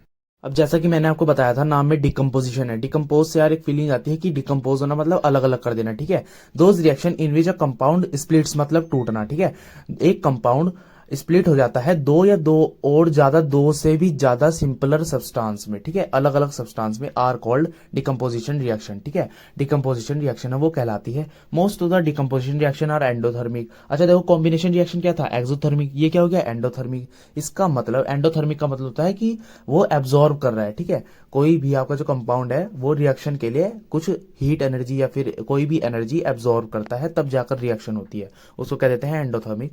So we can say decomposition reaction is the opposite of combination reaction. साफ सी बात है, ठीक है। ये नीचे आपका एग्जांपल है, AgCl gives 2Ag plus Cl2। अच्छा ये जो रिएक्शन हुई ना, ये सनलाइट की प्रेजेंस में हुई है, तो आप एरो के ऊपर ना सनलाइट जरूर लिखना इस रिएक्शन को लिखते हुए, ठीक है। ये बराबर में आपको एक और इक्वेशन एग्जांपल के तौर पे दिया है, आप इसका स्क्रीनशॉट लीजिए। डिकम्पोजिशन रिएक्शन में ही आपको मैंने बताया था जैसे कि आपको 5 केसेस पढ़ने हैं, बट यहाँ पर 7 केसेस लिखे हैं, ठीक है, तो कंफ्यूज होना, आपको खाली 5 केसेस ही पढ़ने हैं। ये जो 7 और 6th केस है ये आपको पढ़ना पड़ेगा इन 5 को पढ़ने के लिए, ठीक है। तो फर्स्ट ऑफ ऑल मैं आपको बता ही देता हूँ कि थर्मल डिकम्पोजिशन रिएक्शन क्या होता है। ऐसी रिएक्शन जो कि हीट की प्रेजेंस में टेक प्लेस हो, ठीक है, हीट की प्रेजेंस में ही वो रिएक्शन हो सकती है, उसको हम कह देते हैं थर्मल डिकम्पोजिशन। फोटोकेमिकल डिकम्पोजिशन क्या होता है, ऐसी रिएक्शन जो सनलाइट की प्रेजेंस में होती है, ठीक है। मान लो यार आपको कोई रिएक्शन करानी है, तो आपको उसके लिए सनलाइट की नीड होगी, ठीक है, उसके बिना वो रिएक्शन होगी नहीं। ऐसी रिएक्शंस को हम कह देते हैं फोटोकेमिकल रिएक्शन। ये जो आपके सामने 7 केसेस पड़े हैं ना, उसमें से जो ऊपर वाले अपर 5 केसेस हैं इतने ज़्यादा इंपॉर्टेंट है ना, हर साल पूछा जाता है इनमें से आपका एग्जाम में, ठीक है, तो इनको बहुत अच्छे से करना। चलिए स्टार्ट करते हैं। तो देखो हमें पढ़ना था, फर्स्ट केस हमारा क्या है, डिकम्पोजिशन ऑफ फेरिक सल्फेट।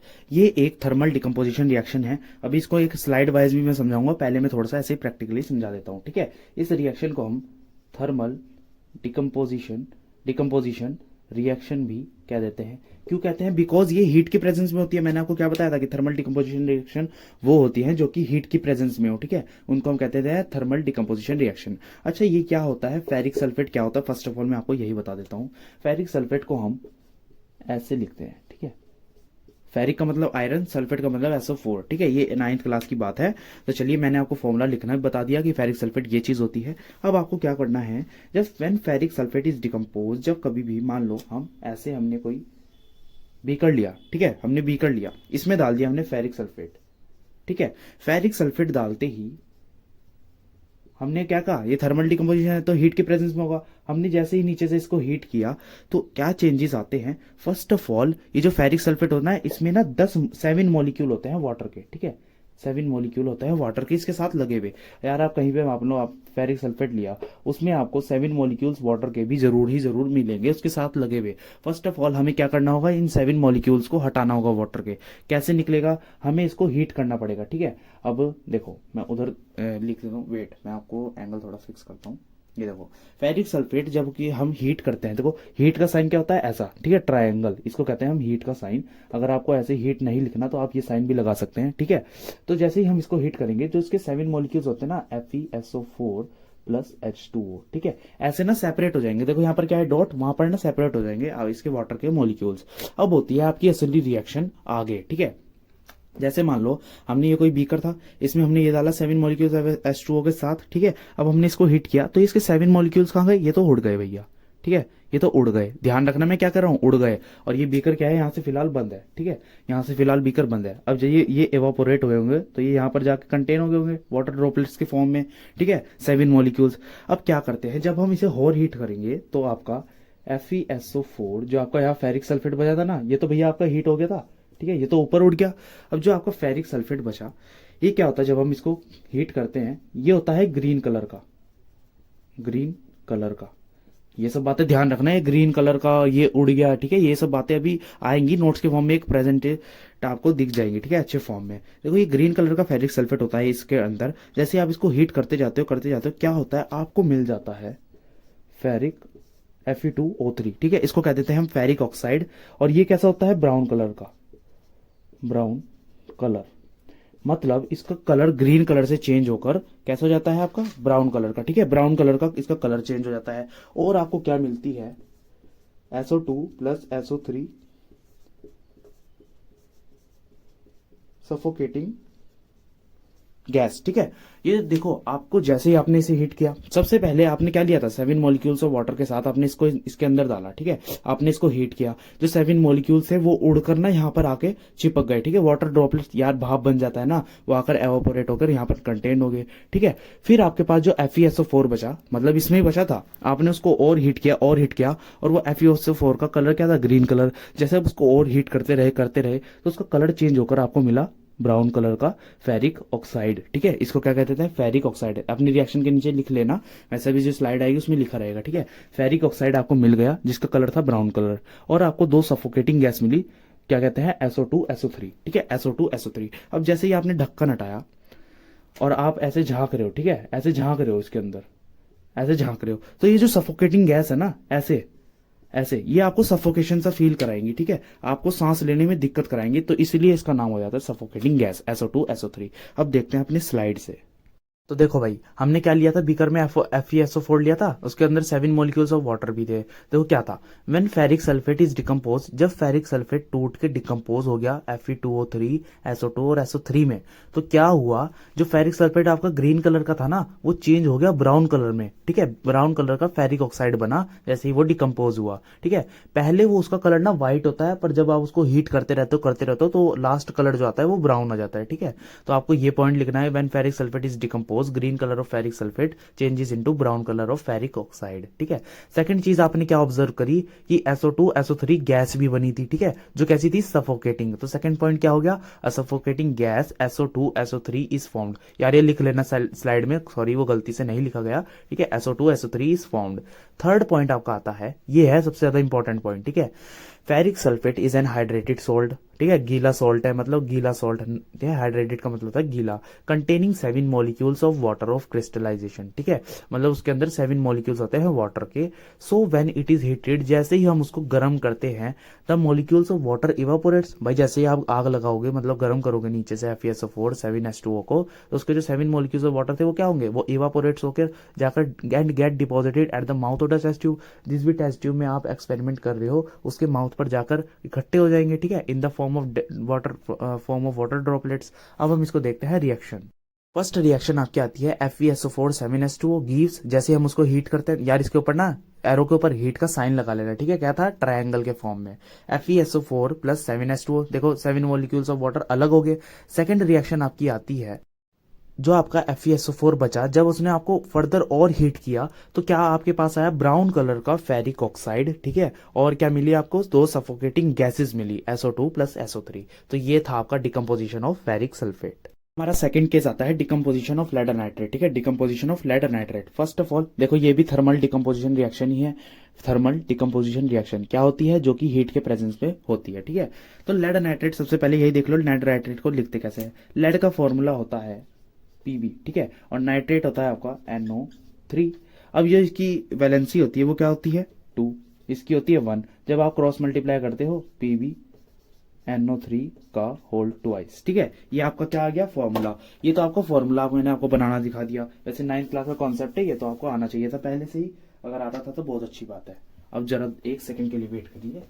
देखो अब इस रिएक्शन में हमें क्या कहता है, जब कभी भी आप लेड नाइट्रेट को हीट करते हो, फॉर एग्जाम्पल आपने ऐसे बीकर में लेड नाइट्रेट लिया, मतलब Pb NO3 का होल ट्वाइस ये लिया। ठीक है, और जैसे ही आपने इसको नीचे से हीट किया, अब भैया देखो क्या है, थर्मल डिकम्पोजिशन है तो इसको हीट ही करेंगे। तो जैसे ही आपने हीट किया ये आ गया। ठीक है, जैसे आपने इसको हीट किया तो आपको क्या दिखा कि ब्राउन फ्यूम्स निकल रहे हैं इसके। ठीक है, इसमें से क्या निकल रहे हैं, ब्राउन कलर के ऐसे फ्यूम्स, ब्राउन कलर के फ्यूम्स, ये होता है धुआं। ठीक है, ब्राउन कलर के फ्यूम निकल रहे हैं, वो किसके हैं, नाइट्रोजन डाइऑक्साइड के, NO2 के। ठीक है, NO2 के, वेट, NO2 के आपके ब्राउन फ्यूम्स दिखे। और सेकंड चीज क्या दिखी ऑल्सो, अब देखो एक तो आपको ये दिख गया। ठीक है, ऑब्जर्वेशन बता रहा हूं मैं, NO2 दिख गया।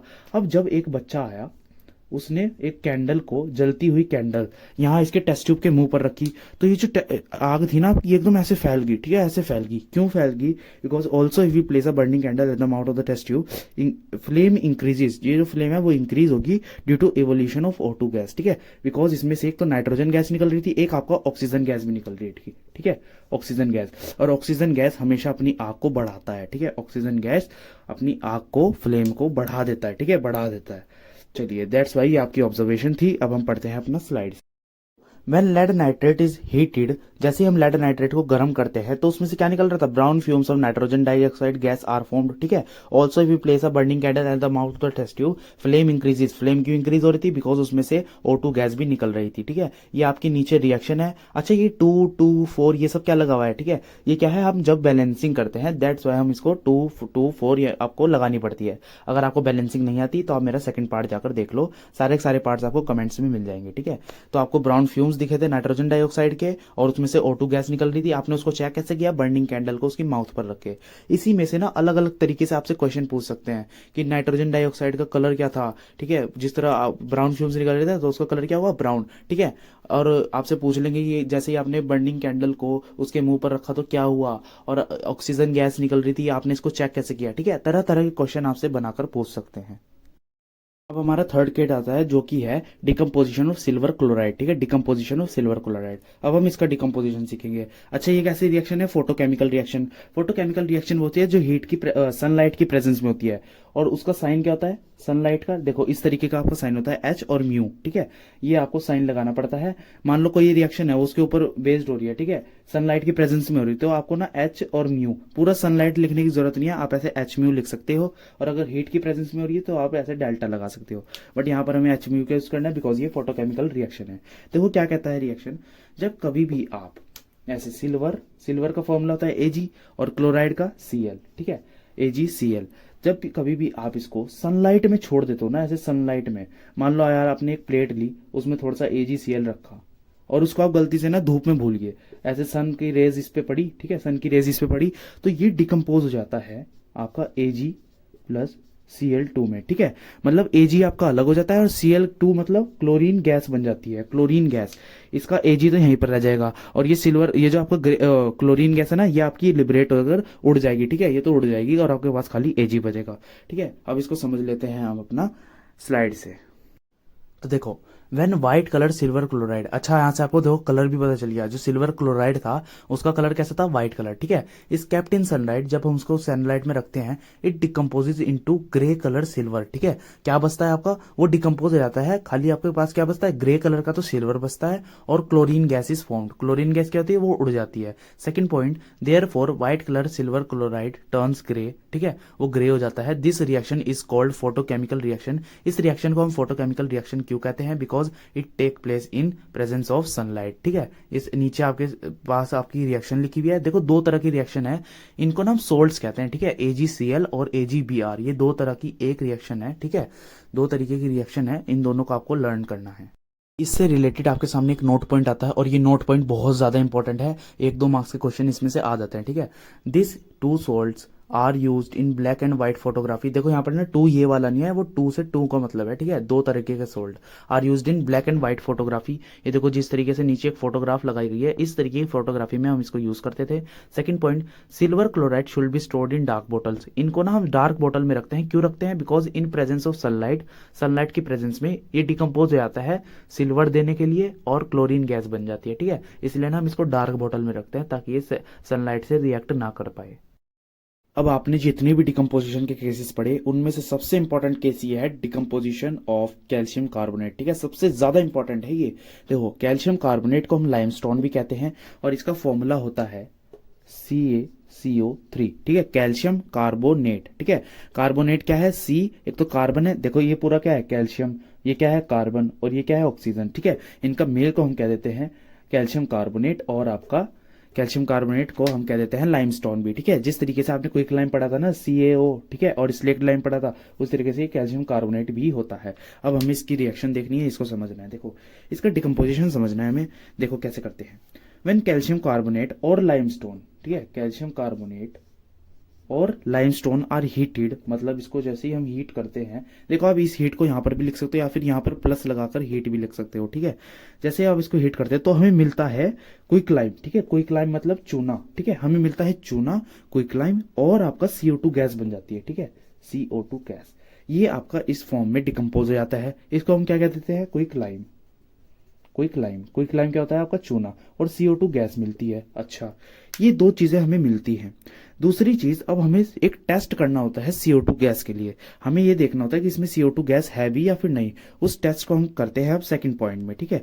देखो क्या होता है, test of CO2 pass this gas through lime water, हमें ना एक चूने का पानी लेना होता है लाइम वाटर का, ठीक है, इसका पानी लेना होता है, उसका फॉर्मूला क्या होता है, लाइम वाटर का फॉर्मूला CaOH का होल ट्वाइस, ठीक है, उसमें से हमें कार्बन डाइऑक्साइड गैस पास करनी होती है, CO2 गैस इसमें ना हमें पास करनी होती है। मान लो यार हमने ना कुछ ऐसे एक बीकर लिया, उसमें हमने रख दिया कैल्शियम हाइड्रोक्साइड, ठीक है, कैल्शियम हाइड्रोक्साइड होता है ये, और इसको हम कह देते हैं लाइम वाटर, ठीक है, ये वाटर फॉर्म में, वाटर फॉर्म में। अब जैसे ही हम इसमें CO2 गैस पास करेंगे, इसमें मान लो एक पाइप है, हमने यहाँ से CO2 गैस पास करी ऐसे ऐसे ऐसे ऐसे, तो ये सॉल्यूशन आपका मिल्की हो जाएगा, ठीक है, मिल्क जैसा हो जाएगा, दूध जैसा। इसको मैं एक बार इंग्लिश में बोल देता हूँ, pass this gas through lime water, इस गैस को CO2 गैस को पास करो लाइम वाटर में से, व्हाइट प्रेसिपिटेट आर फॉर्म्ड, ठीक है, प्रेसिपिटेट क्या होता है, इनसोल्यूबल सब्सटेंस, मतलब झाग टाइप होता है ना, ऐसे झाग टाइप, ठीक है, मिल्की मिल्की सा ऐसा झाग टाइप, जिसको हम कह देते हैं व्हाइट प्रेसिपिटेट, एकदम व्हाइट कलर के बनते हैं, वो बन जाते हैं, एंड सॉल्यूशन आपको कैसे हो जाता है, मिल्की टाइप, ठीक है, सॉल्यूशन हो जाता है आपका मिल्की। तो आपकी इक्वेशन क्या होगी, देखो जैसे आपने CO2 गैस पास करी तो आपको बनता है कैल्शियम कार्बोनेट के वाइट प्रेसिपिटेट, ठीक है, वाइट PPT, ठीक है, प्रेसिपिटेट की शॉर्ट फॉर्म है ये PPT। आपका ये बनता है और आपका वाटर रहता है, ठीक है।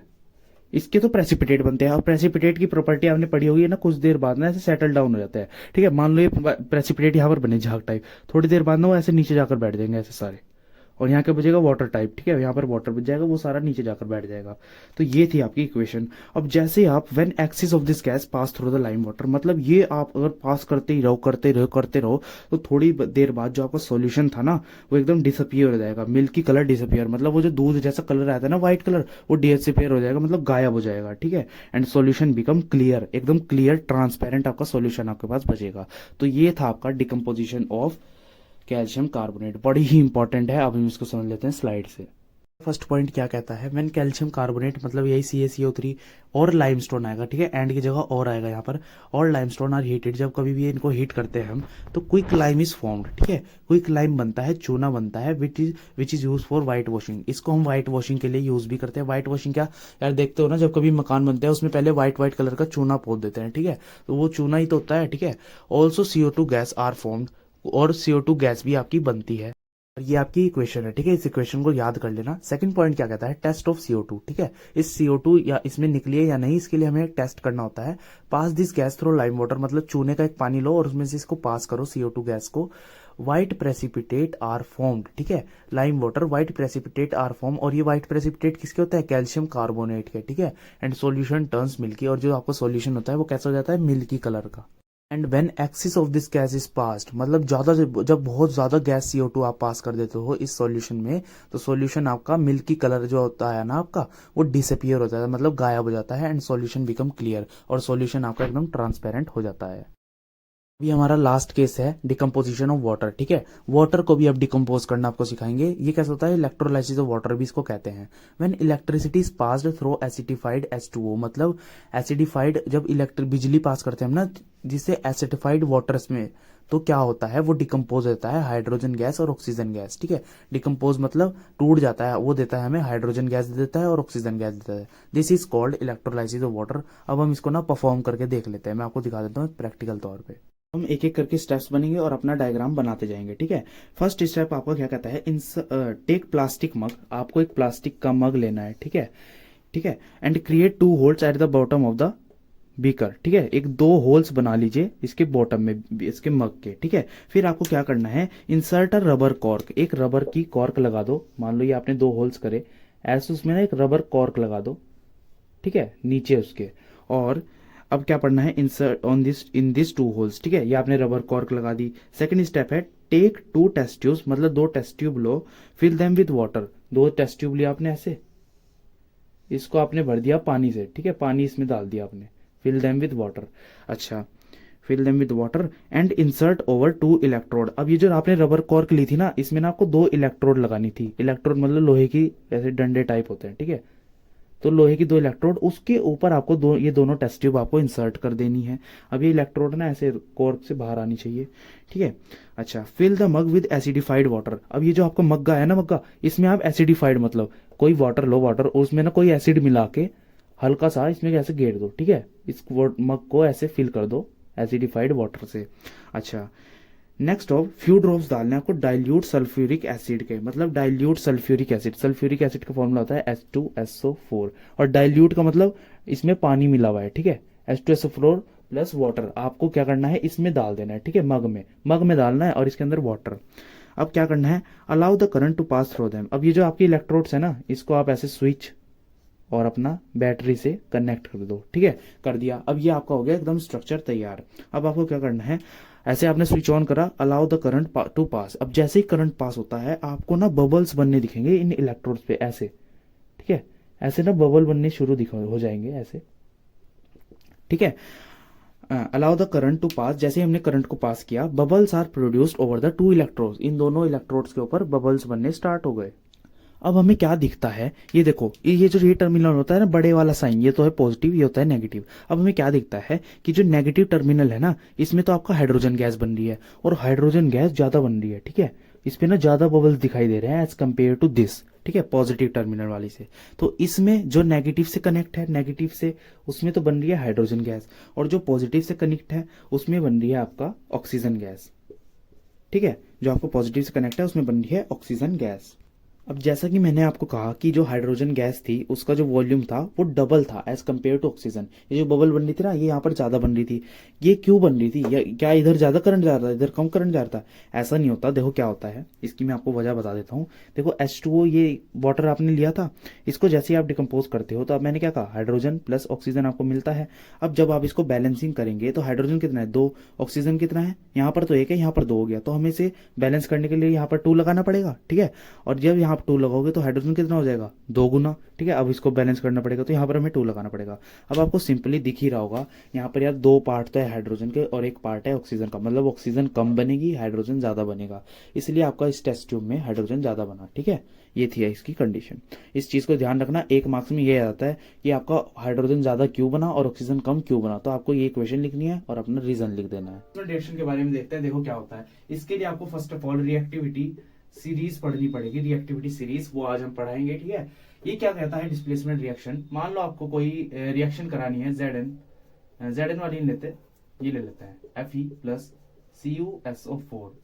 जब आप इसकी रिएक्शन कराओगे ना तो यहाँ पर ना रिएक्टिविटी सीरीज का मतलब होता है जो ज्यादा रिएक्टिव मेटल होगा वो डिस्प्लेस कर देगा लेस रिएक्टिव मेटल को। अब ये रिएक्टिविटी क्या होता है, मान लो यार रिएक्ट करना किसी के साथ, जब आप रिएक्शन कराते हो, अगर मान लो Fe ज्यादा ताकतवर है Cu से, तो Fe क्या करेगा, Cu को यहाँ से हटा के SO4 के साथ बैठ जाएगा, ठीक है। इस तरीके से क्या होगा, FeSO4 बनेगा और Cu आपका अलग हो जाएगा, ठीक है। इसका मतलब होता है डिस्प्लेसमेंट रिएक्शन। अब इसकी फॉर्म कैसे लिख सकते हैं हम, AB की फॉर्म में। देखो ये क्या होगा, ये AB gives A plus B, ये डिकम्पोजिशन। अब डिस्प्लेसमेंट क्या होगा, देखो A plus BC gives AB plus C, ठीक है। ये इसकी फॉर्म होगी। अब यार डबल डिस्प्लेसमेंट समझ में आ गया। अब डबल का मतलब क्या होगा भाई, 2 बारी डबल डिस्प्लेसमेंट, मतलब 2 चीजें डिस्प्लेस होंगी। कैसे होगा, मान लो कोई AB गिवन है और आपका CD गिवन है, तो ये क्या हो जाएगा, AC प्लस BD। समझ गए ना, मतलब मैं क्या कहना चाह रहा हूं, यहाँ पर डबल डिस्प्लेसमेंट हो जाएगा। देखो बी को तो सी ने डिस्प्लेस कर दिया, और जो आपका सी है उसे आपका बी ने डिस्प्लेस कर दिया, ठीक है। यहाँ पर हो गया डबल डिस्प्लेसमेंट। और इसका तो भैया अलग ही फंडा है, ये तभी ज्यादा इंपॉर्टेंट है। और इसको शॉर्ट फॉर्म में हम क्या देते हैं, रिडॉक्स रिएक्शन, ठीक है। इस रिएक्शन को हम रिडॉक्स रिएक्शन भी कहते हैं। बाकी हम डिटेल में अब पढ़ लेते हैं, चलिए स्टार्ट करते हैं। तो आज की हमारी फर्स्ट रिएक्शन का नाम है डिस्प्लेसमेंट रिएक्शन, ठीक है। Those reaction in which more reactive element, मतलब जो ज्यादा रिएक्टिव एलिमेंट है वो डिस्प्लेस कर देता है लेस रिएक्टिव एलिमेंट को from its compound in dissolve form. इसका क्या मतलब हुआ, देखो यार जिसमें ज्यादा ताकत, मान लो आपकी कोई सीट है, ठीक है, आपकी सीट पर 2 जने बैठे हुए हैं, बट आप गए और आपने उसको कहा कि यहाँ पर मैं बैठूंगा। अब आप कब बैठ सकते हो, या तो आप में ज्यादा ताकत हो या फिर वो बच्चा कम ताकतवर हो, ठीक है। आप उसको क्या कहोगे, भाई तू हट जा वरना मैं लगा दूंगा एक आधा, ठीक है। इसका मतलब आप में ज्यादा ताकत है, आप ज्यादा रिएक्टिव हो, इसलिए आपने उसको डिस्प्लेस कर दिया और आप उसकी जगह पर जाकर बैठ पाए, ठीक है। इसी तरीके से रिएक्शंस में होता है। यहाँ पर नीचे जो रिएक्शन आपको गिवन है, यहाँ पर Fe जो है, Fe मतलब आयरन ज्यादा रिएक्टिव होता है आपके कॉपर से, दैट्स वाई उसने कॉपर को वहां से डिस्प्लेस कर दिया और खुद जाकर बैठ गया, और आपका कलर चेंज हुआ ब्लू कलर से लाइट ग्रीन कलर में। अब जो मेन बात यहाँ पर है, आपको ये कैसे पता चलेगा कि कौन ज्यादा रिएक्टिव है और कौन कम रिएक्टिव है, ठीक है। इसके लिए हमें पढ़नी पड़ती है रिएक्टिविटी सीरीज। तो अब हम पढ़ते हैं अपनी रिएक्टिविटी सीरीज। एक्टिविटी सीरीज आपकी क्या कहती है, अरेंजमेंट ऑफ एलिमेंट्स, मतलब ऐसा एक अरेंजमेंट होता है एलिमेंट का अकॉर्डिंग टू देयर रिएक्टिविटी, उनकी रिएक्टिविटी को देखकर उनको अरेंज किया जाता है from the highest to lowest. मतलब हाईएस्ट मतलब जो सबसे ज्यादा रिएक्टिव होगा उसको एकदम टॉप पे रखेंगे और जो सबसे कम रिएक्टिव होगा उसको एकदम लोअर उसमें रखेंगे, ठीक है। अब ये नीचे देखो आपके सामने सारे एलिमेंट्स के नाम लिखे हुए हैं। पोटेशियम सबसे ज्यादा रिएक्टिव होता है, वो किसी को भी डिस्प्लेस कर सकता है। फिर उससे कम सोडियम, उससे कम कैल्शियम, उससे कम मैग्नीशियम, उससे कम एल्यूमिनियम। अब जिस तरीके से हमने वो रिएक्शन पढ़ी थी FeCuSO4 वाली, अब देखो Fe ज्यादा रिएक्टिव है, आयरन दिख रहा है, हाँ ये देखो जिंक के पास, सेकंड लाइन में जिंक के पास जो आयरन है, आयरन ज्यादा रिएक्टिव है कॉपर से, ठीक है। लेड के बाद देखो कॉपर लिखा है, दैट्स वाई आयरन ने डिस्प्लेस कर दिया कॉपर को। तो आप इसको याद देखो भाई, अब इसको आपको याद करना पड़ेगा। याद आप ऐसे करते हो, देखो मैंने तो ऐसे करा था 10th क्लास में। जब मैं 10th क्लास में था तो मैंने एक ट्रिक लगाई थी यहाँ पर, PSC मैजेंटल, ठीक है, PSC मैजेंटल मैंने ये लिरिक्स टाइप याद कर ली थी और मैं इसको आज तक नहीं भूल पाया। इस तरीके से आप कोई निमोनिक्स बना सकते हैं अपने लिए और आप इसको याद कर सकते हैं। ये आपको लर्न करनी ही पड़ेगी, इसकी कोई शॉर्ट ट्रिक नहीं होती, ठीक है। अब चलते हैं दोबारा से उसी रिएक्शन पे। अच्छा, अब आप सोच रहे होंगे यार ये तो हमें बात पता चल गई डिस्प्लेसमेंट, और ये ज़्यादा रिएक्टिव उसको रिएक्टिव कर देता है, ठीक है, डिस्प्लेस कर देता है, हम दोबारा से इस पे क्यों आए। मैं इसलिए दोबारा आपको इस टॉपिक पे लाया हूँ, इस एग्जाम्पल पे लाया हूँ, बिकॉज ये एग्जाम्पल इतना ज़्यादा इंपॉर्टेंट है, हजारों बार पूछ चुके हैं बोर्ड्स वाले, ठीक है, कि अपना Fe जब रिएक्ट करता है CuSO4 से तो क्या होता है, ठीक है, कलर क्या चेंज हो जाता है, कलर क्या होता है CuSO4 का और क्या कलर बन जाता है। जिस तरह अब हम इसको पढ़ लेते हैं। In the above reaction iron being more reactive, पता चल गया हमें आयरन ज़्यादा रिएक्टिव है, वो डिस्प्लेस करता है कॉपर को उसके सॉल्यूशन में से, ठीक है, वो कॉपर को उसके सॉल्यूशन में से हटा देता है। अब चलो मैंने इसको प्रैक्टिकली आपको परफॉर्म करके दिखा देता हूँ एक बारी। जरा ध्यान से देखो, इस चीज को मत देखना, ठीक है, फिलहाल इतनी चीज को आप निगलेक्ट करो, इस चीज को देखो खाली, इस मटके से को। इसके अंदर ना मैंने CuSO4 लिया जिसका कलर क्या है, ब्लू कलर, ठीक है। अरे ब्लू कलर यार क्यों दिख रहा, ओहो इसको कलर लग रहा है, कलर विजन का कुछ प्रॉब्लम है। देखो यार ब्लू कलर है, ब्लू कलर का सॉल्यूशन आपका CuSO4 का। मैंने क्या करा, इसमें एक आयरन की नेल डाल दी, नेल मतलब एक कील डाल दी इसमें, ठीक है। अब मैंने जैसे ही कील डाली, हमने क्या पढ़ा था, जो आपका आयरन होता है Fe होता है, Fe वो ज्यादा रिएक्टिव होता है आपका Cu से, तो ये क्या करेगा, Fe Cu को डिस्प्लेस कर देगा और जाकर जुड़ जाएगा SO4 के साथ। तो देखो यही हुआ है। अब आपका सोल्यूशन कैसा था, मैं यहां लिख देता हूं ब्लू कलर का, ठीक है। ये जो कलर लिख रहा हूं ना भाई बड़ा इंपॉर्टेंट है, इसको लिख लेना, ठीक है। ये ब्लू कलर बहुत ज्यादा इंपॉर्टेंट है, यही पूछते हैं कि कलर में कैसे चेंज हुआ, ठीक है। तो आपका क्या हुआ, ब्लू कलर का था ये। जैसे ही आपने आयरन इसमें डाली, क्या हुआ, जितना Cu था ना, Cu वो सारा का सारा डिपॉजिट हो गया आपके आयरन नेल पे, ठीक है। ऐसे ऐसे Cu आपका इस पे डिपॉजिट हो गया और आपका क्या बचा यहाँ पर, SO4 का सॉल्यूशन बचा है ऐसे, ठीक है। मतलब देखो Cu आपका डिस्प्लेस कर दिया SO4 में से, क्या हो गया, Fe जाकर जुड़ गया SO4 से। अब ये जो Cu बचा ना, Cu इसकी कोटिंग हो जाती है इस आयरन नेल पे, और आयरन नेल का जो कलर होता है ना, नेल का कलर वो कैसा हो जाता है, ब्राउन कलर, ठीक है।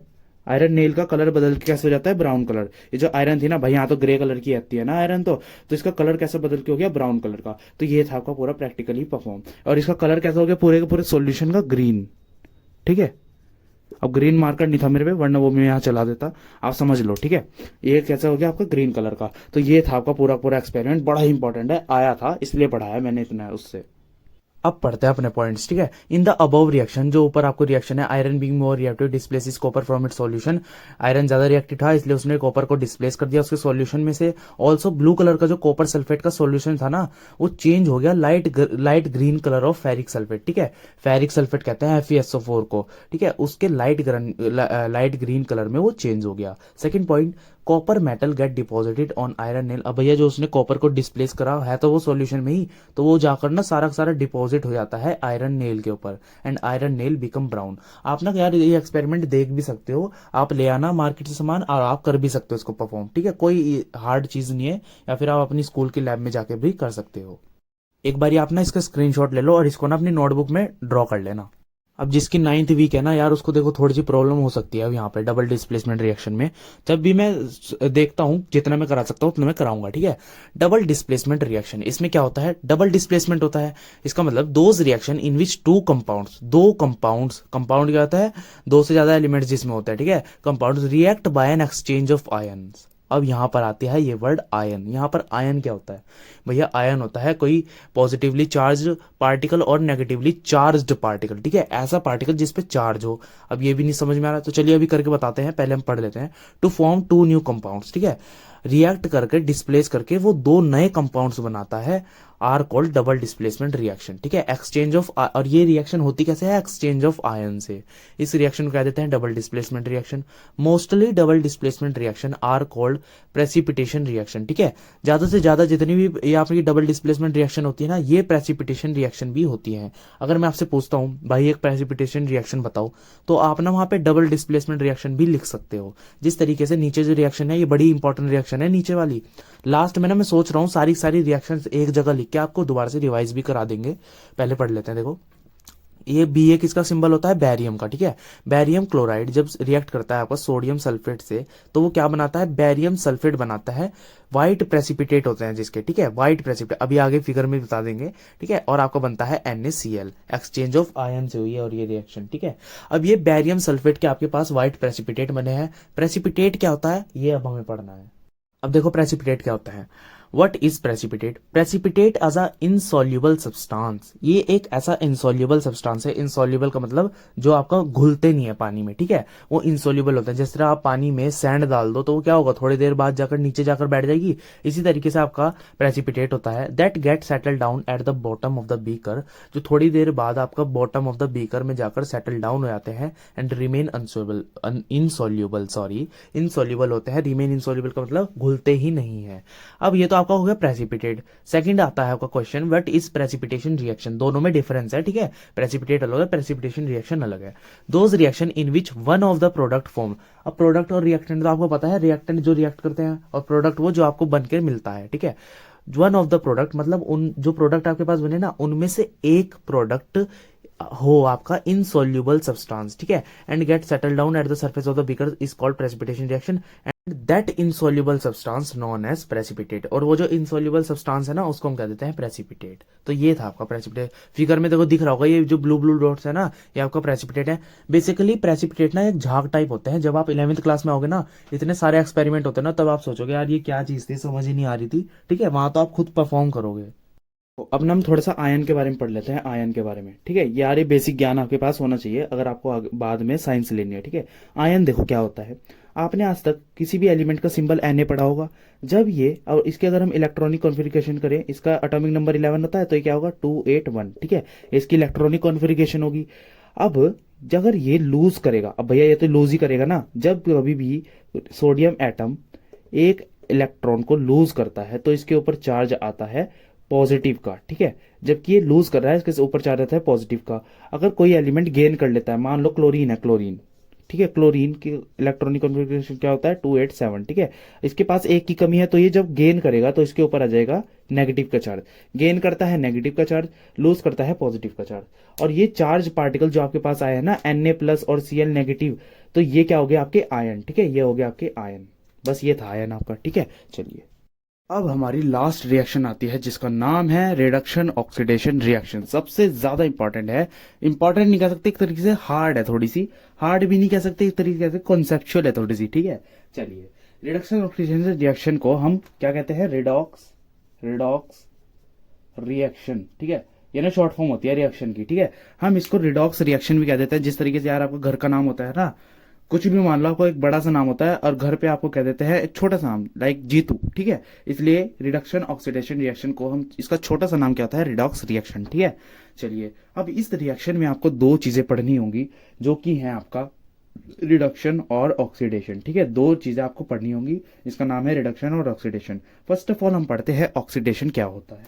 देखो ऑक्सीडेशन हमारा पहला टॉपिक है, ठीक है। इसमें दो टॉपिक्स नहीं है, चार टॉपिक्स हैं। फिलहाल आपको देखना पड़ रहा होगा ऑक्सीडेशन और रिडक्शन, बाकी चार टॉपिक है, मैं बताता चलता हूँ, ठीक है।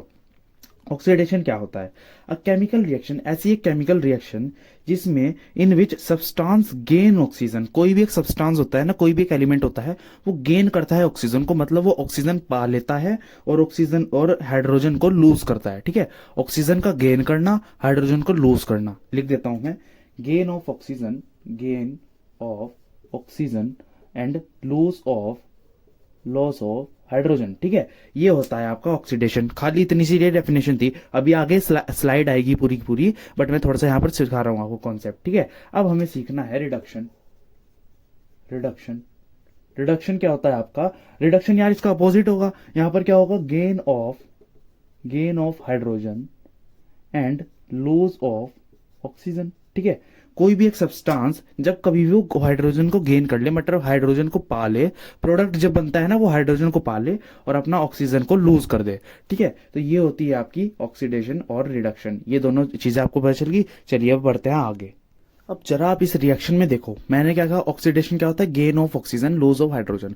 अगर मैं आपसे पूछ लूं इसमें कौन सा सब्सटेंस ऑक्सीजन को गेन कर रहा है और हाइड्रोजन को लूज कर रहा है, तो आप ध्यान से देखकर बताओ। Cu के पास इस वक्त ऑक्सीजन है, जरूरी नहीं है कि O2 ही हो, खाली एक एटम ऑक्सीजन का तो वो भी चलेगा, ठीक है, ऑक्सीजन होना चाहिए बस, ठीक है। तो Cu आपका ऑक्सीजन है उसके पास। अब यहां पर देखो उसने लूज कर दिया ऑक्सीजन को, मतलब lose of oxygen and gain of hydrogen, ठीक है, lose of oxygen gain of hydrogen. तो यहां पर क्या हो गया, रिडक्शन हो गया, ठीक है, रिडक्शन हो गया, ठीक है, रिडक्शन ऑफ O2, ठीक है। तो यहां पर तो आपको रिडक्शन तो पता चल गया कि लूज ऑफ ऑक्सीजन ये कर रहा है, तो यहां पर क्या हुआ, रिडक्शन। लूज ऑफ ऑक्सीजन का मतलब होता है रिडक्शन। अब यहां पर देखो गेन क्या कर रहा है, गेन कौन कर रहा है, देखो हाइड्रोजन है, हाइड्रोजन H2, ये H2 ने गेन कर ली ऑक्सीजन, ठीक है, H2 ने गेन कर ली ऑक्सीजन। तो यहां पर क्या हो गया आपका, ये ऐसे, ठीक है, यहां पर क्या हो गया आपका, ऑक्सीडेशन। या यहाँ पे कोई भी सब्सटेंस हो, मान लो हाइड्रोजन हो, ऑक्सीजन हो, कुछ भी हो, बस उसने अगर ऑक्सीजन को गेन कर लिया, गेन ऑफ ऑक्सीजन क्या होता है, ऑक्सीडेशन। और अगर उसने ऑक्सीजन को लूज कर दिया, जिस तरीके से सीयू ने ऑक्सीजन को यहाँ पर लूज कर दिया, तो उसको कह देते हैं रिडक्शन, ठीक है। चलिए स्लाइड से थोड़ा सा पढ़ लेते हैं। देखो, reduction oxidation reaction are also known as redox reaction, ये तो हमने बता दिया था, ठीक है। ऑक्सीडेशन क्या होता है, chemical reaction in which substance gain oxygen, कोई भी एक सब्सटेंस होता है वो गेन तो कर रहा है ऑक्सीजन, मतलब उसे ऑक्सीजन मिल जाती है और उसे बदले में हाइड्रोजन को छोड़ना पड़ता है, उसे हम कह देते हैं ऑक्सीडेशन। रिडक्शन क्या होता है, केमिकल रिएक्शन, कोई भी एक केमिकल रिएक्शन ऐसी जिसमें हम ऑक्सीजन को लूज करते हैं और हाइड्रोजन को गेन करते हैं, उसे हम कह देते हैं रिडक्शन। वापस से इसी चीज पे आ जाओ। अब आपको ना दो और नई टर्म्स मिलने वाली हैं, इसको हम कह देते हैं, एक तो आपका होता है ऑक्सीडाइजिंग एजेंट। अब भैया आपके पास एजेंट की वर्ड आने वाला है, ये क्या होता है, देखो देख लेते हैं। दो एजेंट्स होता है आपके पास, रिड्यूसिंग, ठीक है, रिड्यूसिंग एजेंट होता है आपके पास, और oxidising agent, oxidising agent.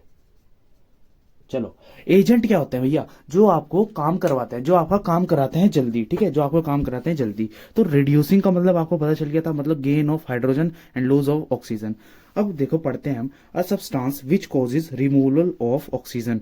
Reducing agent क्या होता है, अ सब्सटेंस, एक ऐसा सब्सटेंस जो आपका रिमूवल ऑफ ऑक्सीजन कराता है। मतलब देखो रिडक्शन क्या था, रिमूवल ऑफ ऑक्सीजन, देखो लॉस ऑफ ऑक्सीजन को मैं क्या कह रहा हूँ, रिमूवल ऑफ ऑक्सीजन, ठीक है। And addition of hydrogen, gain of hydrogen क्या कह रहा हूँ, addition of hydrogen. Reducing agent वो होता है जो आपका ऑक्सीजन को रिमूव कराता है और हाइड्रोजन को गेन कराता है, ठीक है, उसको हम कह देते हैं रिड्यूसिंग एजेंट। अब हम जरा इसी रिएक्शन में मैं आपसे पूछ लूं, अगर यहाँ पर रिड्यूसिंग एजेंट आपका क्या होगा, तो आप आराम से बता दोगे। देखो यार, अगर हाइड्रोजन ना होता तो आपका ऑक्सीजन लूज ही ना होता, भाई हाइड्रोजन ना होता तो ऑक्सीजन लूज हो गया, किसके पास लगता, यहाँ पर तो हाइड्रोजन था इसलिए ऑक्सीजन जाकर इसके पास लग गया, ठीक है। अगर ये होता ही ना तो क्या होता, ऑक्सीजन लग ही ना पाता, इससे हटता ही ना सीयू से। तो यहाँ पर जो आपका हाइड्रोजन हुआ वो हुआ आपका रिड्यूसिंग एजेंट, ये देखो, ठीक है, हाइड्रोजन आपका रिड्यूसिंग एजेंट हो गया। अब मैं पूछ लूं ऑक्सीडाइजिंग एजेंट, ऑक्सीडाइजिंग एजेंट क्या होता है, अब उसकी बात करते हैं हम।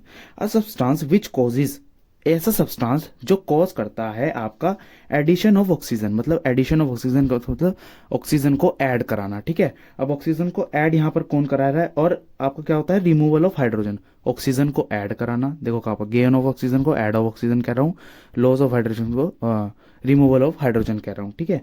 अब जरा ध्यान से देखो, इसी रिएक्शन में आपका ऑक्सीडाइजिंग एजेंट कौन सा हुआ, भाई CuO हुआ, CuO। यही अगर ये ना होता तो इसके पास ऑक्सीजन थी, अगर यही ना होता तो ऑक्सीजन कहाँ से आती, गेन कहाँ से करता, ये गेन कहाँ से करता, H2O।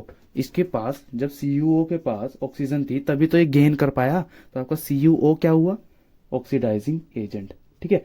जिसके ये ना उल्टा है एक तरीके से, देखो जो आपका ऑक्सीडाइज हो रहा वो आपका रिड्यूस हो रहा होगा, ठीक है, और जो आपका रिड्यूस हो रहा वो आपका ऑक्सीडाइजिंग एजेंट होगा, ठीक है। बस ये था आपका रिड्यूसिंग एजेंट और ऑक्सीडाइजिंग एजेंट। अब हम देख लेते हैं इसको स्लाइड से।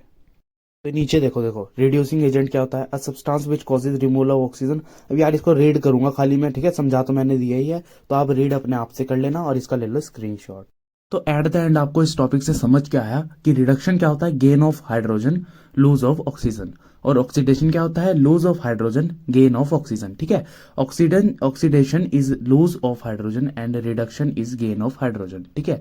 ये था आपका कॉन्सेप्ट पूरा का पूरा। अब इस पे यार एक आधा क्वेश्चन कर लेते हैं पहले। अब आपको ये दो क्वेश्चन सॉल्व करने हैं रिड्यूसिंग, देखो इसमें आपको क्या क्या बताना है, देखो रिडक्शन कहाँ पर हो रहा है ये बताना है, ऑक्सीडेशन कहाँ पर हो रहा है ये बताना है, रिड्यूसिंग एजेंट कौन है इन चारों में से ये बताना है, ऑक्सीडाइजिंग एजेंट कौन है ये आपको बताना है, और इसी क्वेश्चन में भी यही चीज करनी है। अच्छा, ये क्वेश्चन हमने पहले सॉल्व कर लिया तो ये मैं नहीं कर रहा था, बताओ कराऊं? चलो करा देता हूँ, ठीक है, करा देते हैं, कोई नहीं।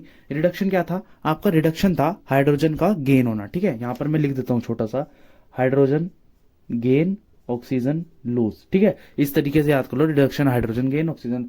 और ऑक्सीडेशन क्या था?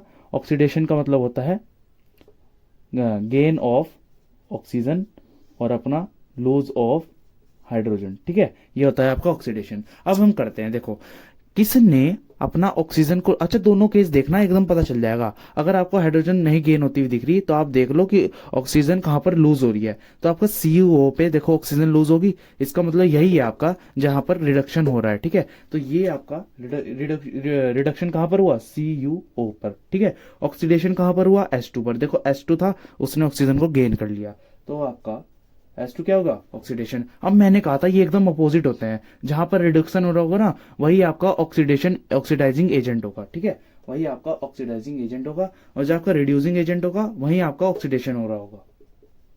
यार अच्छा ये बात बताओ, रिड्यूसिंग एजेंट मैंने क्या बताया था? ऑक्सीडाइजिंग एजेंट मैंने क्या बताया था? अ सब्सटेंस, ये वाला बता रहा हूँ, a substance which causes addition of oxygen, मतलब एडिशन ऑफ ऑक्सीजन को करा रहा होगा। अच्छा ये अगर ये होता ही ना तो एडिशन ऑफ ऑक्सीजन होता कैसे? तो आपको यही नहीं होगा अगर ऑक्सीडाइजिंग एजेंट, तो यहाँ पर ये आ गया, ठीक है। आप वैसे इस तरीके से भी याद कर सकते हो, अगर आपको याद करने में थोड़ी कॉन्सेप्ट समझने में दिक्कत हो रही है, ये इसका एकदम अपोजिट होता है। अब इसी तरीके से आपको ये करना है। चलिए अब इसको करते हैं। अब जरा इस क्वेश्चन को ध्यान से देखो, इसमें तो भैया कहीं भी ऑक्सीजन का नामो निशान ही नहीं है। अब इसमें कैसे बताओगे आप ऑक्सीडेशन और रिडक्शन? ध्यान से देखना, आपको ना एक चीज लेकर चलनी है, जरूरी नहीं आपको ऑक्सीजन और हाइड्रोजन दोनों चीज गिवन हो। आपको देखना है सब्सटेंस ऑक्सीडाइज का मतलब जहां पर ऑक्सीडेशन क्या होता था, देखो ऑक्सीडेशन क्या होता था? Lose of hydrogen. जहां पर भी हाइड्रोजन का लूज हो रहा हो, हाइड्रोजन का लूज हो रहा हो, देखो H2S है, H2S यहाँ पर खाली S है, मतलब S ने अपना हाइड्रोजन लूज कर दिया, और लूज ऑफ हाइड्रोजन क्या था आपका? ऑक्सीडेशन, ठीक है। इस ऐसे ऐसे क्वेश्चंस भी आ सकते हैं भाई, ठीक है। ये थोड़ा अलग सा हो गया ना, उसमें ऑक्सीजन नहीं गिवन है, तो आपका रिडक्शन कहां पर हुआ? रिडक्शन कहां पर हुआ? ओफो, अच्छा हाँ रिडक्शन, देखो रिडक्शन क्या हुआ आपका? हाइड्रोजन का गेन करना, ठीक है। तो रिडक्शन गेन किसने करा? आपका Cl ने गेन कर लिया, तो ये क्या हो जाएगा आपका? H2S, ठीक है। Cl2 तो ये हो गया, और ऑक्सीडाइजिंग एजेंट क्या हो गया? H2S, ठीक है। ये आपको पता चल गया, ऑक्सीडेशन यहाँ पर होता है, रिडक्शन यहाँ पर होता है। अब इसका अपोजिट ही वही होता है, रिड्यूसिंग एजेंट। ऑक्सीडाइजिंग एजेंट का अपोजिट क्या? H2S। और आपका ऑक्सीडाइजिंग एजेंट क्या होगा जहां पर रिडक्शन हो रहा होगा? Cl2, ठीक है। देखो एक सच्ची बात बताऊं, ये आज तक पेपर में आया नहीं, पर मैं ये नहीं कहूंगा कि आएगा ही नहीं, ठीक है, आ सकता है, मैं ऐसी कोई बात नहीं कर रहा, ठीक है। चलिए इसको कर लेना फिर भी। देखो अब तक आपने जो भी पढ़ा ना, ये रिडक्शन ऑक्सीडेशन रिएक्शन, ये सब ना पुरानी बातें थी, पर हमारी मॉडर्न केमिस्ट्री हमें क्या कह देती है? According to modern chemistry in electronic concept, ठीक है, oxidation is a process, oxidation is एक ऐसा प्रोसेस है जिसमें कोई एटम या फिर कोई आयन, यार यहाँ पर देखो आयरन लिखा गया, सॉरी यहाँ पर आयन है, ठीक है, लूजेस इलेक्ट्रॉन, जो कि अपने इलेक्ट्रॉन को लूज कर दे। और रिडक्शन क्या होता है? जो is a process in which an atom और एन आयन गेन्स इलेक्ट्रॉन, ठीक है। रिडक्शन क्या होता है? जहां पर आपका इलेक्ट्रॉन गेन हो जाता है, ठीक है। तो ये था आपका मॉडर्न केमिस्ट्री का कॉन्सेप्ट, इसको एक बार हम करके देख लेते हैं। अब मैं कोई एक एग्जांपल लेता हूं, मान लो मैं Na प्लस Cl करूं, तो ये जो आपका कंबाइन होकर मिलेगा ना आपको NaCl, तो यहाँ पर इलेक्ट्रॉनिक कॉन्सेप्ट लगेगा मॉडर्न केमिस्ट्री का। फॉर एग्जांपल अभी जो आपका रिएक्शन हुआ है, रिडक्शन ऑक्सीडेशन रिएक्शन, यहाँ पर सोडियम क्या वैलेंसी क्या होती है? 281, मतलब उसकी वैलेंसी क्या होती है? 1 की होती है ना, नेगेटिव का 1, तो आपका Cl की क्या होती है? 287, ठीक है। अब देखो जरा, अब जब ये कंपाउंड बना, ये ना आपका लूज लूज ऑफ इलेक्ट्रॉन और गेन ऑफ इलेक्ट्रॉन से बनेगा। अब आपका ऑक्सीडेशन क्या था? Lose of electron, lose of electron, और आपका रिडक्शन क्या था? गेन ऑफ इलेक्ट्रॉन, ठीक है। इलेक्ट्रॉन आपको गेन, वेट। अब जरा मैं ना इसकी आपको एक ट्रिक बता देता हूँ, ट्रिक से आप आसानी से याद कर सकते हो। देखो ऑयल, ऑयल और रिच, ठीक है, ये दो चीजें आप याद कर लो। ऑयल से मतलब ऑक्सीडेशन, लूज मतलब lose of electron, oxidation, oxidation में क्या होता है? लूज ऑफ इलेक्ट्रॉन, और रिडक्शन में होता है गेन ऑफ इलेक्ट्रॉन, ठीक है। इस तरीके से आप ये याद कर लेना, मैंने तो इस तरीके से करा था, वही मैं बता देता हूँ, ठीक है। बाकी रट्टेबाज है तो रट्टेबाज कर लो। अब ये देखो क्या होगा, ये आपका एक इलेक्ट्रॉन लूज करेगा और ये आपका एक इलेक्ट्रॉन गेन करेगा, और जब इसका एक इलेक्ट्रॉन लूज होगा तो वो ये गेन कर लेगा Cl, ठीक है, तो वो Cl गेन कर लेगा, दैट्स वाई आपका बन जाएगा NaCl, ठीक है। ये था आपका इलेक्ट्रॉनिक कॉन्सेप्ट। अच्छा एक और चीज बता देता हूँ, अब मैं आपको ना एक टेबल बनाकर दिखाता हूँ, टेबल से और आसानी से आपको समझ में आएगा। देखो यहाँ पर क्या हुआ, मैं उसको एक अच्छे तरीके से बता देता हूँ। देखो यहाँ पर एलिमेंट्स कौन कौन से थे, एलिमेंट्स और आपका रिएक्टेंट और आपका प्रोडक्ट, ठीक है। इसकी ना मैं एक टेबल बना रहा हूँ, देखो अब क्या होगा, बना ली, ठीक है। अब यहाँ पर क्या था, एलिमेंट्स क्या क्या पास है आपके, Na और Cl। Na में आपका नो चार्ज था, ठीक है, कोई भी चार्ज नहीं था। और आपका Cl में कैसा चार्ज था, उसमें भी कोई चार्ज नहीं था, ठीक है। Na में जीरो चार्ज, इसमें भी जीरो चार्ज। बट जब आपका प्रोडक्ट बना, उसने भाई लूज गेन हुआ, लूज गेन। अगर आप इसको डिसोसिएट करते हो तो यहाँ पर पता क्या साइन आएगा, ये तो आपका एक गेन करने की हालत में है, बिकॉज जैसे ये गेन करेगा इसकी लास्ट शेल एकदम फिल हो जाएगी और ये आपका लूज करेगा, ठीक है। दैट्स वाई जो लूज करता है उस पर आता है पॉजिटिव का चार्ज, और जो आपका गेन करता है उस पर आता है नेगेटिव का चार्ज, ठीक है। सो Na इज ऑक्सीडाइज और आपका Cl इज रिड्यूस बिकॉज ये गेन कर रहा है। तो ये था आपका इलेक्ट्रॉनिक कॉन्सेप्ट, बस ये था।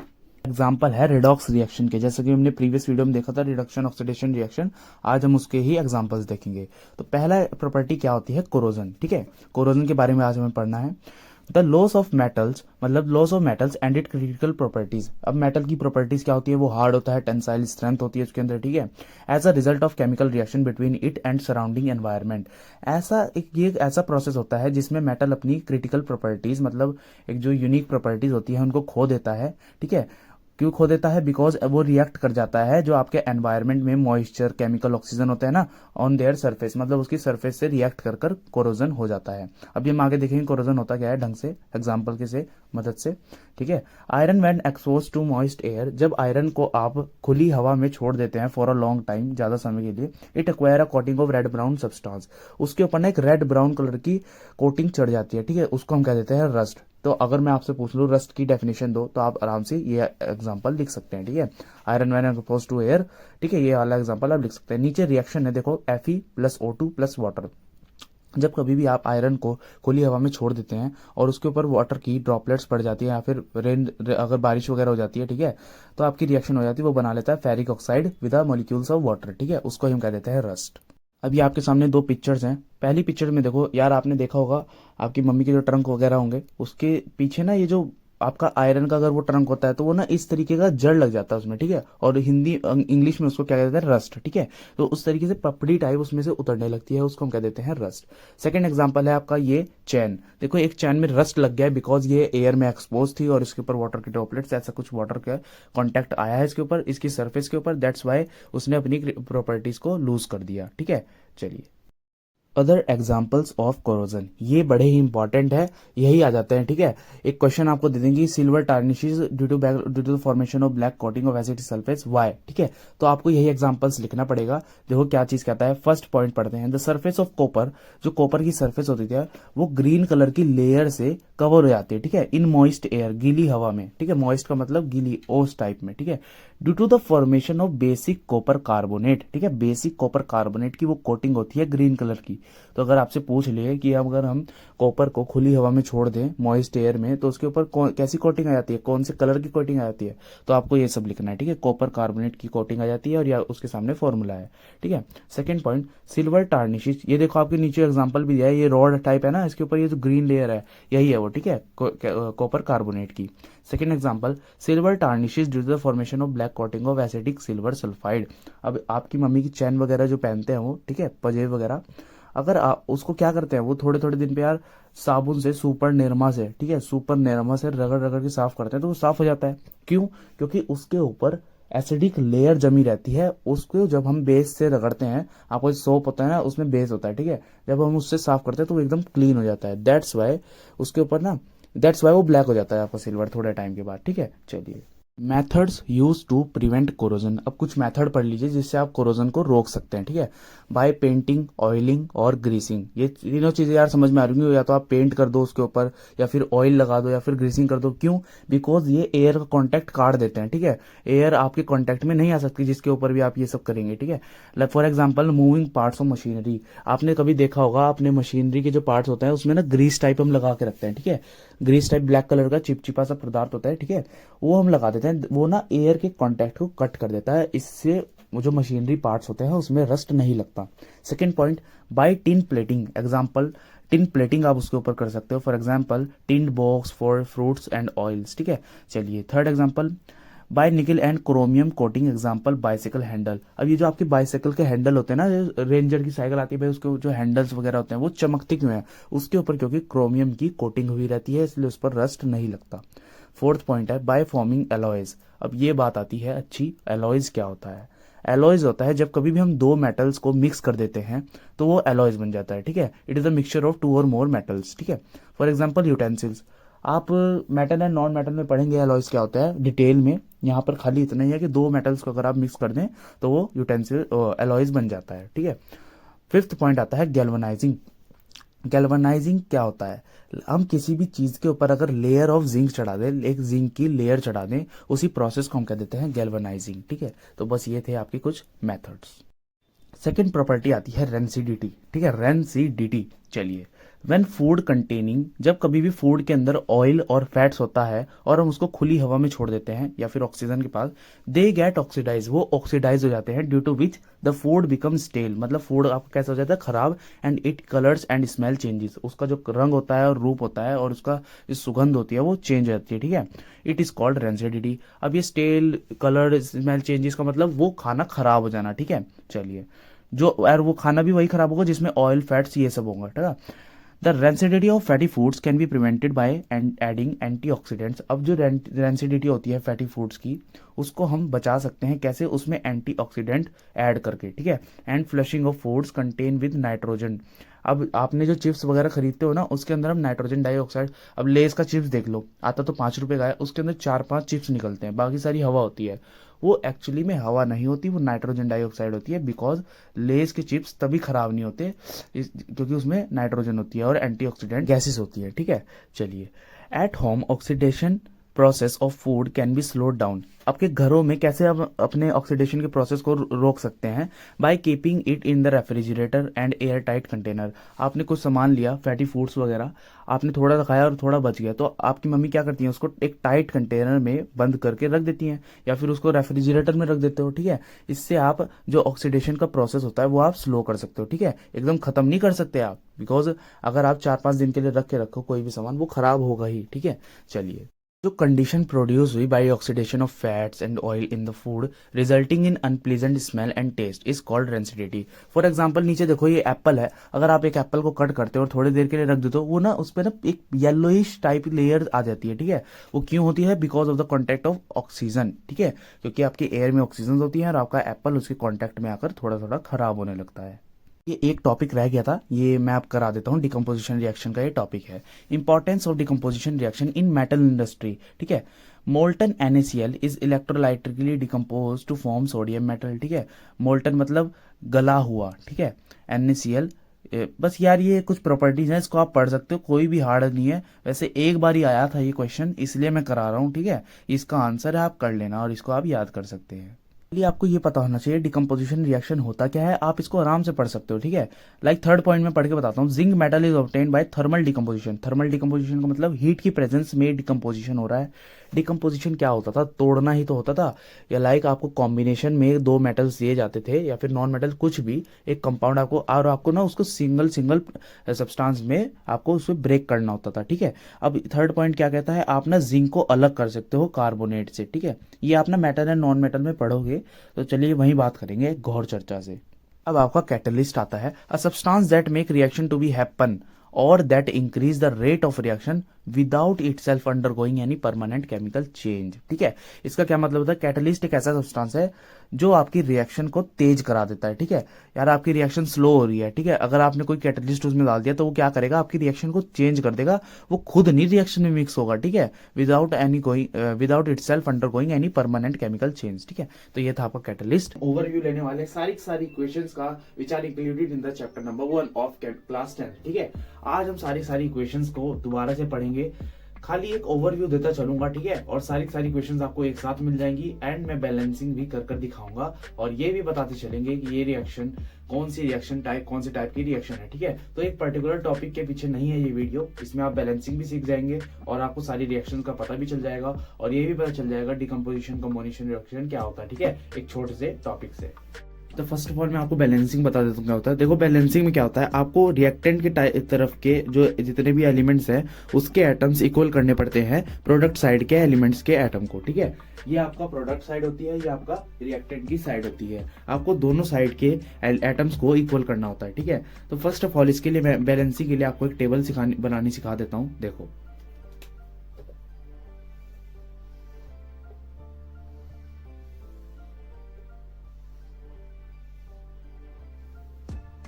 आपको तीन ब्लॉक्स वाली एक टेबल बनानी होती है। इसमें आपको इस साइड यहाँ पर लिखना होता है एलिमेंट, यहाँ पर रिएक्टेंट एंड यहाँ पर प्रोडक्ट, ठीक है। अच्छा, सबसे पहले रिएक्टेंट बता देते हैं क्या होता है। देखो इधर वाले जो रिएक्ट करते हैं उनको कहते हैं रिएक्टेंट, और जो आपको प्रोडक्ट की फॉर्म में मिलता है उसको कह देते हैं प्रोडक्ट, ठीक है। चलिए अब स्टार्ट करते हैं। फर्स्ट इक्वेशन है हमारी Mg+O2 gives MgO and white light. ये कौन सा है, मैग्नीशियम रिबन वाली ये इक्वेशन है। याद हो तो ठीक है, अगर आपने मेरी प्रीवियस वीडियो नहीं देखी कमेंट में जाकर देख लो, मैं सारे लिंक्स आपको दे दूंगा, ठीक है। केमिकल रिएक्शन मैंने पूरा अपलोड किया हुआ है, उसकी आप प्लेलिस्ट सेव कीजिए और वहां से देखिए। तो देखिए यहाँ पर मैग्नीशियम कितना है। फर्स्ट ऑफ ऑल आपको एलिमेंट में वो एलिमेंट्स लिखने होते हैं जो आपकी रिएक्शन में इन्वॉल्व है, ठीक है। तो यहाँ पर मैग्नीशियम है कितनी, यहाँ पर मैग्नीशियम रिएक्टेंट की तरफ कितनी क्वांटिटी में है, एक एटम है इसका। ऑक्सीजन कितने हैं, 2 एटम, ठीक है। और यहाँ पर मैग्नीशियम का प्रोडक्ट के साइड मैग्नीशियम कितना है, 1। ऑक्सीजन कितना है, 1 है खाली, ठीक है। यहाँ पर 2 आइटम थे ना, देखो O2 था यहाँ पर। अब इसको बैलेंस करने के लिए हमें क्या करना होगा, देखो यहाँ की ऑक्सीजन आपको किधर की साइड कम है, इधर से कम है ना प्रोडक्ट की साइड, तो यहाँ पर आपको 2 लगाना होगा। अब 2 लगाते ही आपको ऑक्सीजन कितना होगी, 2, बट यहाँ पर मैग्नीशियम भी 2 ही हो गए, इसलिए हमें यहाँ पर भी 2 लगाना पड़ेगा, ठीक है। तो ये होगी आपकी रिएक्शन कंप्लीट। पहली रिएक्शन को हमने बैलेंस कर लिया, बड़ी इंपॉर्टेंट रिएक्शन है। अगर आपको वो क्वेश्चन आता है why should we rub the magnesium ribbon, ठीक है, why should we clean the magnesium ribbon before burning, तो आपको ये इक्वेशन लिखनी पड़ेगी और हर एक इक्वेशन आपको बैलेंस करके ही लिखनी पड़ती है। सेकंड रिएक्शन आपकी आती है Zn plus HCl gives ZnCl2 plus hydrogen gas is involve. कभी भी ध्यान रखना, जब कभी भी कोई मेटल एसिड से रिएक्ट करता है तो वो हाइड्रोजन गैस, ठीक है, हाइड्रोजन गैस लिबरेट करता है। और गैस का साइन कैसा होता है, ऊपर की तरफ एरो, ठीक है, ऊपर की तरफ एरो। तो ये होता है आपका Zn plus HCl equals to ZnCl2 hydrogen gas is evolve. ये था आपका इवोल्यूशन ऑफ गैस का एग्जांपल, ठीक है। इस इक्वेशन को आप इवोल्यूशन ऑफ गैस के एग्जांपल में लिख सकते हैं। अगर आपसे कोई पूछे इवोल्यूशन ऑफ गैस का एक एग्जांपल तो आप ये इक्वेशन वहां पर लिख सकते हो। थर्ड इक्वेशन बड़ी इंपॉर्टेंट है, ठीक है, मोस्ट इंपॉर्टेंट, PbNO3 वाली, ठीक है। क्योंकि ये आपका देखो, जब लेड नाइट्रेट रिएक्ट होता है पोटेशियम आयोडाइड से तो आपके प्रोडक्ट क्या बनता है, आपको प्रोडक्ट में मिलता है येलो प्रेसिपिटेट, ठीक है। यहाँ पर ये जो PbI2 है ना, इसका आपको मिलता है येलो प्रेसिपिटेट, ठीक है, येलो PPT और पोटेशियम नाइट्रेट, ठीक है। तो येलो प्रेसिपिटेट, अब देखो इसमें कलर चेंजिंग का भी एग्जांपल ये हो सकता है, कलर चेंज का, और आपका प्रेसिपिटेशन रिएक्शन का भी एग्जांपल हो सकता है, बिकॉज यहाँ पर येलो कलर के प्रेसिपिटेट बन रहे हैं पोटेशियम आयोडाइड के, ठीक है, लेड आयोडाइड के, सॉरी, ठीक है। तो ये रिएक्शन आपकी बहुत ज्यादा इंपॉर्टेंट है। अब मैंने आपको पहले की बैलेंसिंग करनी बता दी ना, अब आप करते चलना, बैलेंसिंग करके ही लिखना। चलो बता देना इसकी सेकेंड वाली को।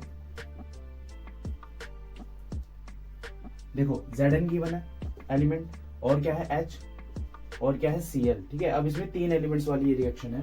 Zn कितनी क्वांटिटी में है, रिएक्टेंट की तरफ 1, H कितनी में है 1, Cl कितना है 1, बट प्रोडक्ट के साइड Zn कितना है 1, Cl कितना हो गया 2, और आपका H हाइड्रोजन कितना हो गया, ये भी 2 हो गया। अब देखो किधर की तरफ ज्यादा, इधर तो ज्यादा है Cl2, अब यहाँ पर हमें 2 करना पड़ेगा, तो आप सिंपली यहाँ पर 2 लगाइए। अब जैसे ही आप 2 लगाएंगे, हाइड्रोजन कितनी होगी 2, बैलेंस, ठीक है। Zn तो बैलेंस था ही, अब Cl कितने हो गए 2, और ये भी बैलेंस, ठीक है। तो चलिए आपकी बैलेंस होगी। थर्ड इक्वेशन को बैलेंस कर लेना। अब मैं आता है फोर्थ इक्वेशन पे, CaO plus H2O gives CaOH का होल ट्वाइस प्लस हीट, ठीक है। इस रिएक्शन, ये रिएक्शन भी इंपॉर्टेंट है, ठीक है। चेंज इन टेम्परेचर में आप ये इक्वेशन का यूज करते हो, चेंज इन टेम्परेचर में। अगर मैं आपसे पूछता हूँ चेंज इन टेम्परेचर का आप एक एग्जांपल दो, तो आप ये इक्वेशन लिख सकते हैं। CaO क्या होता है आपका, क्विकलाइन, ठीक है, चूना, ठीक है, हिंदी में ऐसे लिखते हैं चूना, ठीक है। जो चूना होता है ना, चूना, उसको ही हम क्विकलाइन कह देते हैं, और उसका फॉर्मूला होता है CaO, ठीक है।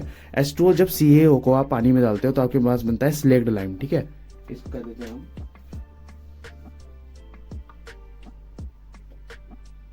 स्लेक्ड लाइम, ठीक है। और आपकी हीट एनर्जी इवॉल्व होती है, ठीक है। अब आपका आता है फिफ्थ इक्वेशन, जो है Zn plus H2SO4 gives ZnSO4 plus hydrogen gas is liberate, ठीक है। जब कभी भी आपका Zn जिंक रिएक्ट करता है H2SO4 से, वो हाइड्रोजन गैस को यहाँ से हटा देता है, ठीक है। ये आपको रिएक्टिविटी सीरीज इसके लिए पढ़नी पड़ेगी, मैंने पढ़ाई थी, ठीक है। फोर्थ पता नहीं फिफ्थ पार्ट में मैंने पढ़ाई थी, डिकम्पोजिशन डिस्प्लेसमेंट रिएक्शन में वो आपको पढ़नी पड़ती है, ठीक है, वहां से आपको पता चल सकता है। तो Zn क्या करेगा, हाइड्रोजन गैस को यहाँ से हटाकर खुद आकर बैठ जाएगा और आपकी रिएक्शन हो जाएगी कंप्लीट। इस रिएक्शन को आप यूज कर सकते हैं वेट, ठीक है। अब आपको सिक्स्थ पॉइंट आ गया, AgCl gives Ag plus Cl2। ये आपका हो सकता है डिकम्पोजिशन रिएक्शन में, ठीक है, डिकम्पोजिशन रिएक्शन। और AgCl, अब ये प्रेजेंस होती है रिएक्शन सनलाइट की प्रेजेंस में, और जो भी रिएक्शन सनलाइट की प्रेजेंस में होती है उसमें हम लगा देते हैं Hµ। सनलाइट की जगह आप Hµ का भी यूज कर सकते हो, ठीक है। चलिए आगे होगी सिक्स्थ इक्वेशन। डिकम्पोजिशन रिएक्शन क्या होती है, जब कभी भी आपकी दो एलिमेंट्स कंबाइंड फॉर्म में आपको मिले तो डिकम्पोजिशन रिएक्शन क्या करती है, उसको ब्रेक कर देती है अलग अलग। देखो Ag अलग हो गया, Cl2 अलग हो गया। अगर मैं इसको बैलेंस करूं, डायरेक्ट करके दिखाता हूं आपको। देखो Cl कितना है 2, तो यहाँ पर 2 लगा दीजिए, यहाँ पर 2 Cl हो गए और 2 Ag हो गए, तो यहाँ पर भी हमें 2 लगाना पड़ेगा। अब दोनों तरफ के आप एलिमेंट देख लो, Ag कितना है 2, Cl कितना है 2, यहाँ पर भी 2, ठीक है। तो ये आपकी रिएक्शन होगी कंप्लीट। फिफ्थ सेवेंथ रिएक्शन आपकी आती है CaO क्विक लाइन। जब CO2 गैस हम पास करते हैं क्विक लाइन में, तो आपके पास मिलता है कैल्शियम कार्बोनेट, ठीक है। कैल्शियम कार्बोनेट आपको मिलता है और आपके साथ बहुत सारी हीट इवॉल्व होती है, ठीक है। चलिए ये रिएक्शन भी आपकी कंप्लीट। एट्थ रिएक्शन आपकी आती है FeSO4। ये बड़ी इंपॉर्टेंट रिएक्शन है। ये आपका आ जाता है case decomposition of ferric sulphate, ठीक है। ये डिकम्पोजिशन रिएक्शन का एक केस है ना, फेरिक सल्फेट वाला, ये वो है FeSO4। जब कभी भी हीट करते हैं हम, थर्मल डिकम्पोजिशन रिएक्शन है, ठीक है। हीट का साइन देखो ये होता है ऐसे डेल्टा की तरफ, देखो ऐसे ट्रायंगल ये बना के दिखा रहा हूँ, देखो ऐसे, ठीक है। ये आपका हीट का साइन होता है, आप उसको ऊपर लगा सकते हो या फिर आप सिंपली यहाँ पर लिख भी सकते हो ऐसे हीट। जिस तरह हमने यहाँ पे सनलाइट लिखा है ना, तो यहाँ आप सनलाइट भी लिख सकते हो, बट आपको सिंबल पता होना चाहिए, ठीक है, एक्स्ट्रा नॉलेज होनी चाहिए। अब देखो जैसे ही FeSO4 को हम हीट करते हैं तो आपको मिलता है फेरिक ऑक्साइड और 2 सफोकेटिंग गैस, ठीक है, SO2 SO3। ये क्या होती है आपकी सफोकेटिंग गैस। लिख लेना ध्यान से, मैं इतना एक्सप्लेन नहीं कर सकता, आपको वो लेक्चर्स देखने ही पड़ेंगे, ठीक है। चलिए PbNO3 का whole twice gives PbO NO2O2। ये लेड नाइट्रेट वाला है, ठीक है, डिकम्पोजिशन ऑफ लेड नाइट्रेट। और ये आपका हो गया decomposition of silver chloride. Silver chloride का एक दूसरा मैंने आपको बताया था केस। देखो सिल्वर क्लोराइड वाली ये है, इसके साथ वाली ये 2 सॉल्ट्स हैं, ठीक है। ये रिएक्शन और ये रिएक्शन, मतलब 10th रिएक्शन और आपकी 6th रिएक्शन, ये दोनों सेम है, ठीक है। AgBr और AgCl 2 सोल्ट्स होते हैं। ये जो आपकी व्हाइट फोटोग्राफी में यूज आते हैं, ब्लैक एंड व्हाइट फोटोग्राफी में ये दोनों सोल्ट्स यूज आते हैं, ठीक है। तो ये आपको हो गया। इसको मैं बैलेंस करना चाहूँ, सेम है, यहाँ पर 2 लगाओ, यहाँ पर 2 लगाओ, खत्म। देखो कुछ रिएक्शंस मैंने बैलेंस नहीं कराई, तो ये आपकी रिस्पॉन्सिबिलिटी है, आप एक बार इसको करके देखो, ठीक है। वैसे बैलेंसिंग इतनी हार्ड नहीं होती, ठीक है। चलिए जो आपकी अब आपकी 11th इक्वेशन आती है, कैल्शियम क्लोराइड को जब आप हीट करते हो तो आपके पास क्या बनता है, क्विक लाइन और CO2। देखो ये रिवर्सिबल है, ये देखो, अगर आप इसको ही वापस से CO2 गैस इसमें पास करोगे ना, तो वापस से आपको मिल जाएगा। जब कभी भी कोई रिएक्शन रिवर्सिबल होती है, मतलब आपने कोई रिएक्शन कराई और वो वापस से रिवर्सिबल हो सकती है, तो वहां पर हम ऐसा साइन लगाते हैं, देखो ऐसे, ठीक है, ऐसा साइन। इस एरो की जगह हम ऐसा साइन लगाते हैं, ये जब कोई रिएक्शन रिवर्सिबल होती है। आपके 11th रिएक्शन होगी थी, अब आती है 12th। कैल्शियम हाइड्रोक्साइड जब रिएक्ट करता है कार्बन डाइऑक्साइड से, तो आपको बनाता है कैल्शियम कार्बोनेट और आपका H2O FeCuSO4 वेट। अब देखो आयरन कॉपर को कैसे डिस्प्लेस कर पा रहा है। अब यहाँ पर आती है डिस्प्लेसमेंट रिएक्शन, उसके लिए आपको पढ़नी पड़ती है रिएक्टिविटी सीरीज, ठीक है। यहाँ पर मैं लिख देता हूँ रिएक्टिविटी सीरीज, आपको ये पढ़नी पड़ेगी रिएक्टिविटी सीरीज, ठीक है। चलिए रिएक्टिविटी सीरीज में क्या होता है, आयरन ज्यादा रिएक्टिव है कॉपर से। आयरन आपका जो है आयरन वो ज्यादा रिएक्टिव है आपका कॉपर से, ठीक है। दैट्स वाई आयरन ने कॉपर को देखो यहाँ पर डिस्प्लेस कर दिया, कॉपर रह गया आपका अकेला। ये बहुत इंपॉर्टेंट रिएक्शन है IVF बोर्ड एग्जाम में। लास्ट आपकी आती है बैरियम क्लोराइड वाली, ये है प्रेसिपिटेशन रिएक्शन, ठीक है। प्रेसिपिटेशन रिएक्शन भी है और डबल डिस्प्लेसमेंट रिएक्शन भी है, बिकॉज देखो बैरियम ने तो सोडियम को डिस्प्लेस कर दिया। इधर देखो यहाँ सोडियम था ना, इसके सल्फेट के साथ यहाँ पर बैरियम आ गया, और आपका Na जाकर जुड़ गया आपका क्लोराइड के साथ, ठीक है। तो यहाँ पर क्या हुई, डबल डिस्प्लेसमेंट होगी। तो ये सारी आपकी रिएक्शंस थी, एक बारी आप इसका स्क्रीनशॉट ले लीजिए।